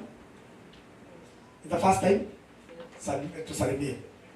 Give us the microphone to salimie. Tafadhali, hey, sipatie the microphone very fast. Karibu sana mom, pole. We think we just go overwhelmed kwa sababu ya time. Okay, salimia tu. Kanisa hamjambo, nimewasalimia nyote kwa jina la Mungu. Jina yangu ni Mary Wajiko, Bwana ni Shege. Napenda Mungu, ni mwokozi wa maisha yangu, nampenda sana. Sasa sijakuja hapa tena, lakini mama mwingine tukakutana na yeye, nikamuuliza hapa watu wanaenda kanisa wapi? Kaniambia hapa kuna kanisa. Sasa nilikuwa nikisibwa nitakuja aje nijue hapa. Lakini vile alielezea nikakuja hapa nje. Nilikuwa nikijiuliza sasa watu wakiniona hapa hicho watasema huyu ni mkola amesimama hapa ama ni nani? So vile naweza sema ni mko watu wa upendo. Niona upendo. Juu huyu mama hanijui, lakini amenikujia nije, akanikujia tukakuja naye hapa, nikajisikia kama nimekaribishwa kwa moyo yangu, nikafurahi sana. Kwa hivyo Mungu ambariki sana, na nimesikia mnahubiri vizuri, nimependa hapa. Amen. Mungu akinisaidia nitakuwa kuja wakati ule nitapata nafasi kutoka kazini. Amen. Na mbarikiwe sana, asante sana. Asante. Huyo mchungaji hapo anakusalimia. Thank you. God bless you. Let us appreciate our mama. Thank you for coming, your blessing. Amen. Okay, so Reverend uje utachukua muda nikuja na kuombea hizi na kuombea hizo. And then do you have wapi nguo zilienda? Hata ukileta moja ni sawa, hata t-shirt moja zimeenda. Okay. Bora mtu asihame nazo. So, okay. So, let's make a prayer. Praise the Lord, everyone. Praise the Lord. Amen. I don't know where to start. Today is not an ordinary day. Today is a special day. When I was sitting here when the servant of God was ministering, I heard that today is not an ordinary day. I heard the word exhilaration. So, no limitation. Those who have been waiting for something, there will be an acceleration spirit. And today is a turnaround. Turnaround. Some people, some life of some people here have changed today because of that word. And this is only the beginning. of the new thing. Praise the Lord. God is so faithful. I'm going to do what I'm asked to do. And I'm going to mention one thing before I pray. It is very hard for you to sow the seed before you prepare the ground. There's no way you can take the seed and just go and, and just throw them. You have, first of all, to cultivate the land. Then you prepare before you put down your seed. Amen? And now we are preparing because of the coming conference. And maybe we might not be fully prepared. So as we continue to pray, even as we pray for those prayers, we ourselves, we need to fully prepare ourselves. The Bible says in the book of Romans chapter 12 about offering our bodies as a living sacrifices before the Lord. Now, can anybody offer a sacrifice of a living animal? What they used to do is to kill them. Before they offer sacrifice, or they put their meat on the altar. What do they used to do? Is to kill the animal before they put it on the altar. So I heard that we have to die to self. Then we allow the Spirit of the Lord to burn ourselves. Once we are burned, nyama egeshilo ligomutarari kouma. Amen? When we are fully burned by the Spirit of God, the aroma or that smell will flow and we will attract many to come to this conference. Because we might pray for the people and God see that we are not fully prepared. We are not fully ready. As we continue to pray, let us release ourselves fully to the Holy Spirit to continue to be fully burned so that God will pull people, Once we uplift the name of Jesus, He will pull crowds to Himself. Amen? So we are not just praying for the people to come. We are praying also the presence of God to be in our midst. I want to say that I'm back now in Phoenix, in Washington. Yes. And I believe you guys, you did something. You prayed. Maybe you were the My time was not done. I was supposed to be there until June 22nd. And something happened. And now they say now, I can go now. And now I'm here. So and now I'm back here and with yourself together. We'll be together in the conference until the Lord say otherwise. Amen. We can stand on our feet. Thank you everyone who has come. Mr. Gate, our Mr. Bishop Ben, and also our minister today, Reverend Richard. Each one of you, you are precious to us. We love you all for coming. You've been a friend of this commission, and you've been a blessing to us. We are grateful to have friends like you in our lives. I don't want to take much time, because time is far gone. But I know one thing, even the revival which the Asusha started like this. When you start something like this, you feel like you don't want to go. It's going to continue, until later on, the fire will explode and become a great revival. Let's stand up in our feet as we prepare to pray for this. I'll call all the servant of God. Let's pray together. Come on, Reverend Joseph, Reverend Richard. Let's all come here, surround these things. And as we dedicate them to the Lord, as we call heaven, in the mighty name of Margaret, stand up, come here.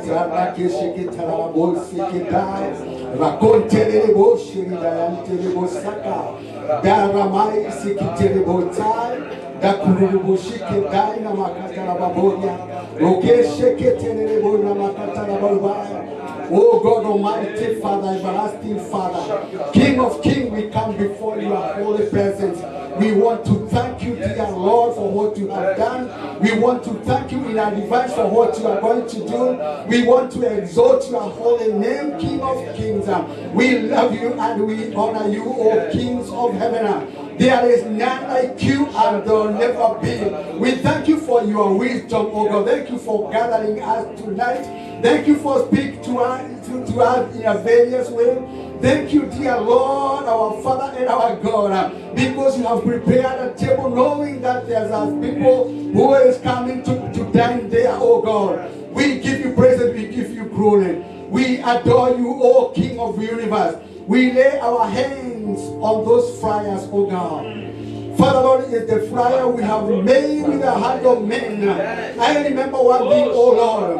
Holy Spirit, Jesus, after you ascended to heaven, you told your disciples to wait in Jerusalem and to until the 50th day, dear Father, when the Holy Spirit will come, oh God.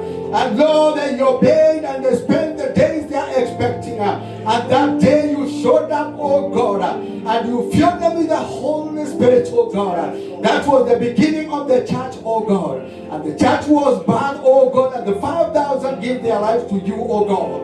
My Father and our God, we are the same God who was there and who is here and who is there to come. We trust and we honor you, oh God.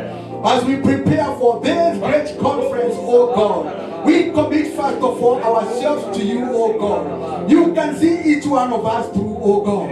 Help us to keep our bodies as a living sacrifices, oh God. That once we offer them to you, oh God, will be acceptable, oh God, with a sweet aroma to you, that will spread to the city of Seattle and the whole state of Washington. That will confess that they have seen the hand of God. They have experienced the hand of God, oh God. In the mighty name of Jesus. Father, this is just a flyer to advertise. But we know one thing, as you have said in your word, that we lift the name of Jesus high. You will draw people to yourself. Jesus, Father Lord, you are the center of this conference. We commit each and everything on your hand. Every planning, oh God. Be part of this, oh God. Walk with us, oh God. You have just said that we will get even before more than we are expecting. Oh, hallelujah. More than expectation, King of glory. We trust you and we honor you. We speak blessing to every minister on this flyer, oh God. Those who will minister, who will stand on this altar with one way or the other, oh God. May you use them as a vessel, dear Lord of glory, to speak to your people, oh Lord. In the mighty name of Jesus, we speak protection, Father, for those people who will come by air, for those people who will come by road. We cover their ship, they are coming with the precious blood of the Lamb. And we declare no accidents in the mighty name of Jesus. We destroy the work of the enemy and we declare, Jehovah God, they will arise promptly, oh God, out of the river what you have prepared each one of them to the river. In the mighty name of Jesus, we commit the city on your hand. And we declare, my Father, Washington, for Jesus. We declare, my Father, people will come from east, will come from west, my Father, from southern, west, or north, dear Father, and central in the mighty name of Jesus. We shall see lame will walk, dear Father, Lord. Oh, the bride will see, Lord. We will see, you will do great things, King of glory, for the glory and honor of your holy name. We thank you and we honor you. We thank you, Father Lord, even for these garments, dear Father. We donate them for your work, oh God. First of all, we pray for the person who have donated them, oh God. May you multiply them hundredfold in the mighty name of Jesus. This is not just a garment as they wear them, oh God. They'll be wearing also the anointing of the Holy Spirit. Even also that is prepared to minister to this conference, oh God. Oh, they are not going to minister as themselves, oh God. And you are going to use them mightily for the glory and honor of your holy name. We give you all the praise. We give you all the glory. We commit even the envelope on your hand. Every material, my Father, which is donated, my Father, for this kingdom. We speak blessing that we say they are blessed and they are dedicated for the work of God. And we speak increase, Jehovah, of the anointing and in every area of our lives. We did it, Father, trusting in you. In the name of the Father, the Son, and the Holy Spirit. Amen, amen, amen. Thank you, Jesus. I want to do the benediction, but Elder Kelly, I don't know you. Are we able to play the clip for the conference? We needed to pray that. And when you receive the clip, please don't remain with it. Share it. These flyers are just few here. People will have them. But please, the others that are coming, so we just did the few. We're going to have flyers, and then you can take them even from Friday. So let me know who will get the few first. Reverend, we want few. Yeah, share na wengine kidogo tu. Hizo kama uta kidogo mtu anaweza shiriki kidogo. Wale kila mtu anaweza pewa kidogo 2-3 hivi. But make sure usikae nazo. Tugoje tu hiyo clip alafu tufanye benediction and then we are done.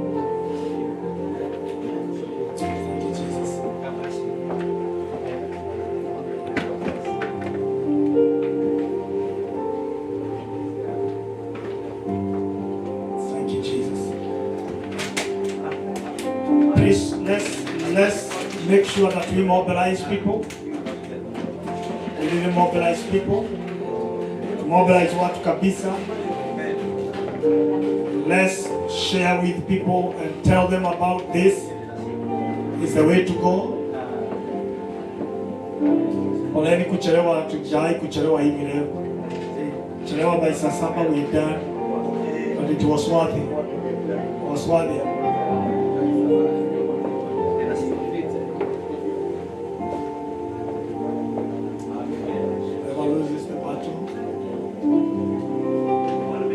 Okay. Thank you, Jesus.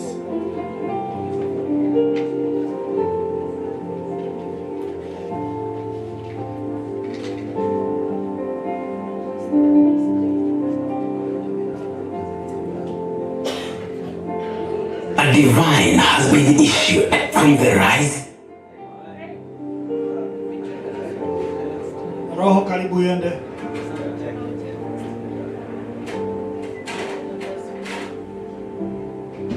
Of the sun to its settling, the Lord is gathering his generals, his anointed servants, for a time of apostolic alignment.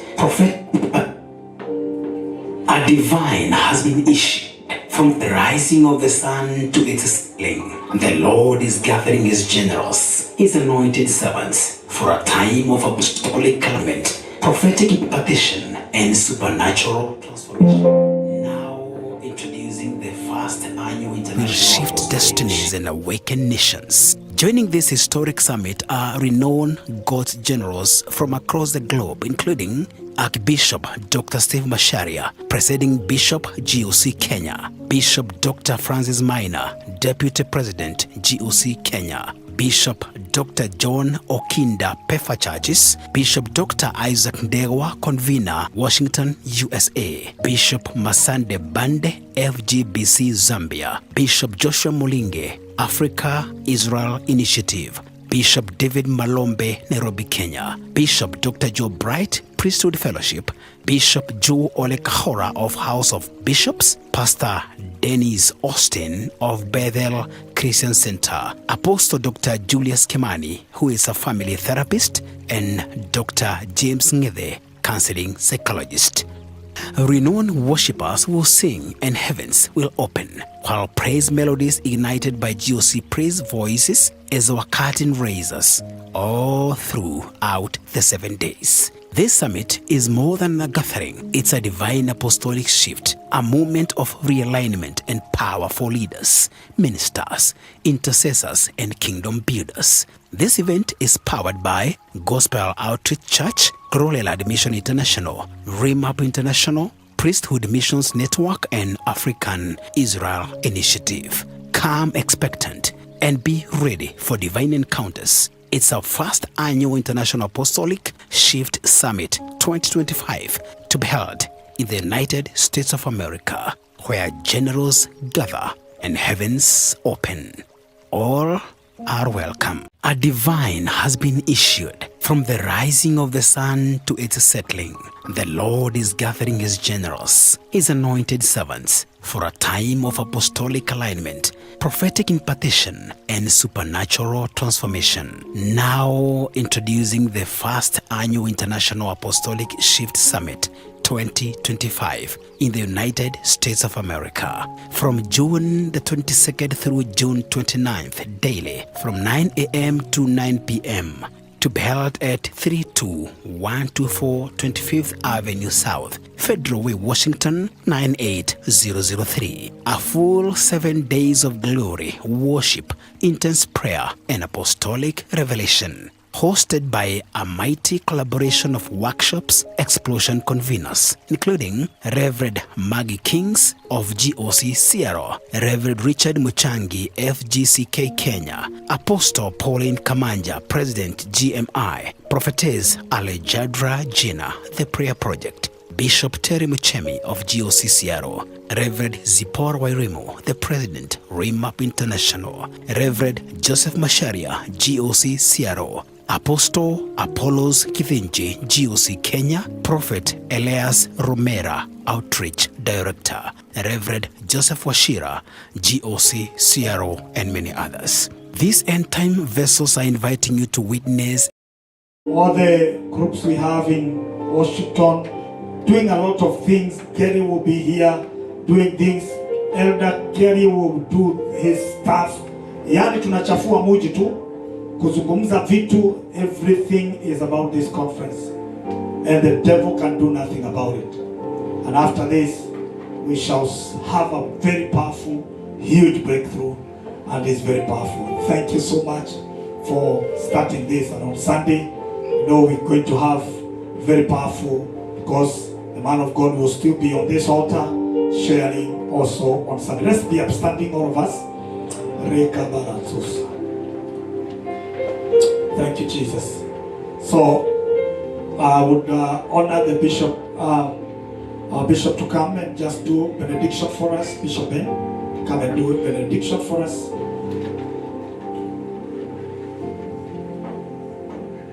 Father, we thank you for this day. Thank you because of your wonderful blessings. And thank you to speak into each one of us individually. We receive and walk with it. We don't want to be like the mother of Jesus, Joseph and Mary. After dining and was so happy, they left their son, Christ Jesus, behind. And before they realized he'll be left behind, they worried about and looked for him at the wrong places. Today we want to move with you from this sanctuary, from this temple. We are going to walk with you and not leave you behind. The whole week, the whole days, always be in us, oh my Father. And as we live, we say, may the grace of our Lord Jesus Christ and the love of God and the fellowship of the Holy Spirit be with us now and forevermore. Amen and amen. Goodness and mercy shall follow us all the days of our life. We shall dwell in the house of the Lord days without number. Amen and amen. God bless you. As we go, there is I will let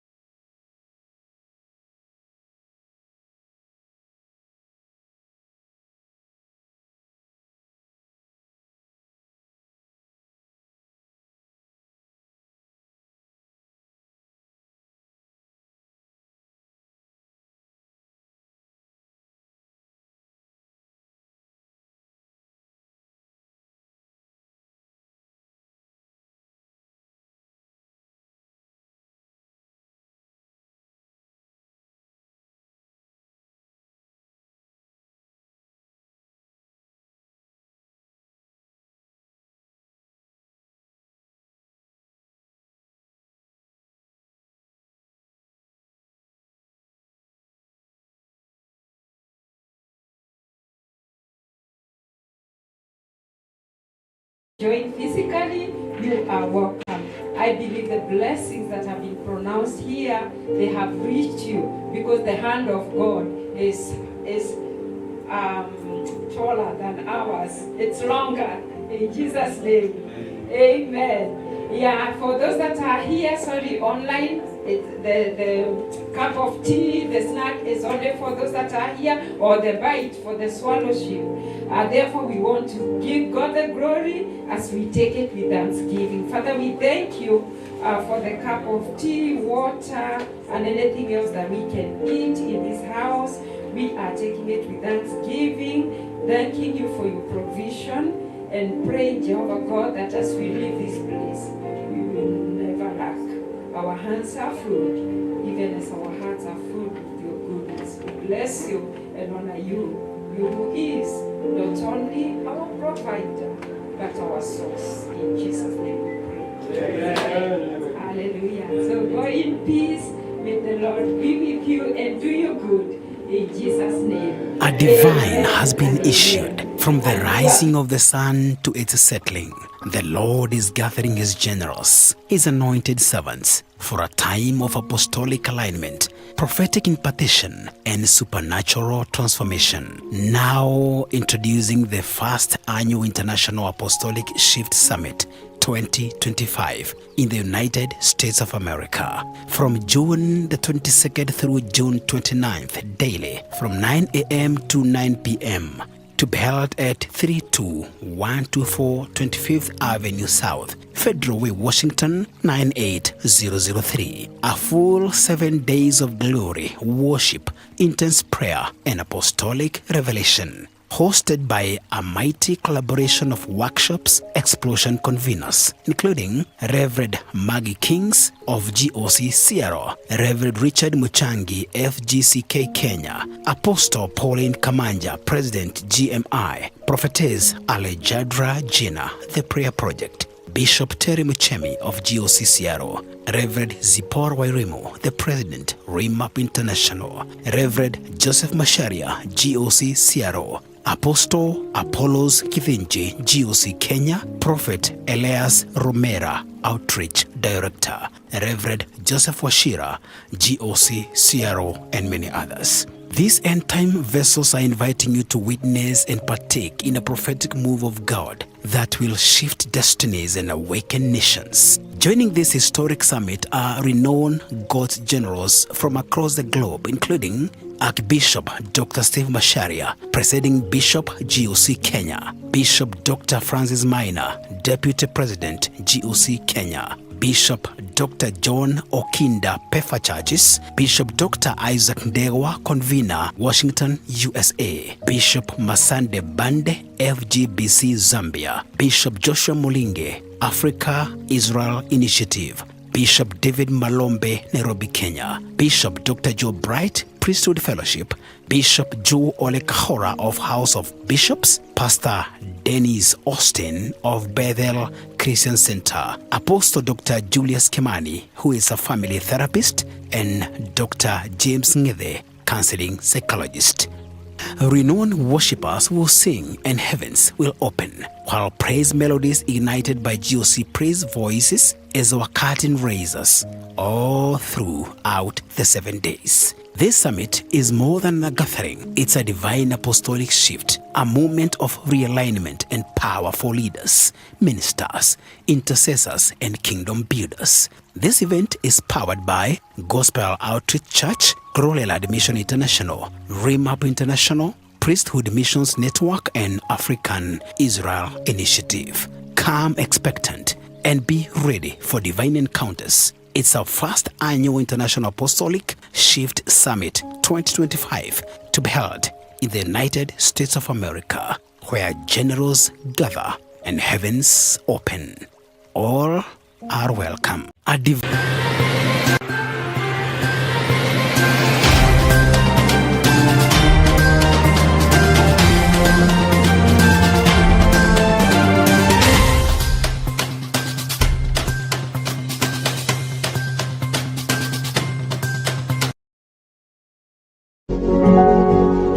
You are watching Pacific Waves Television USA.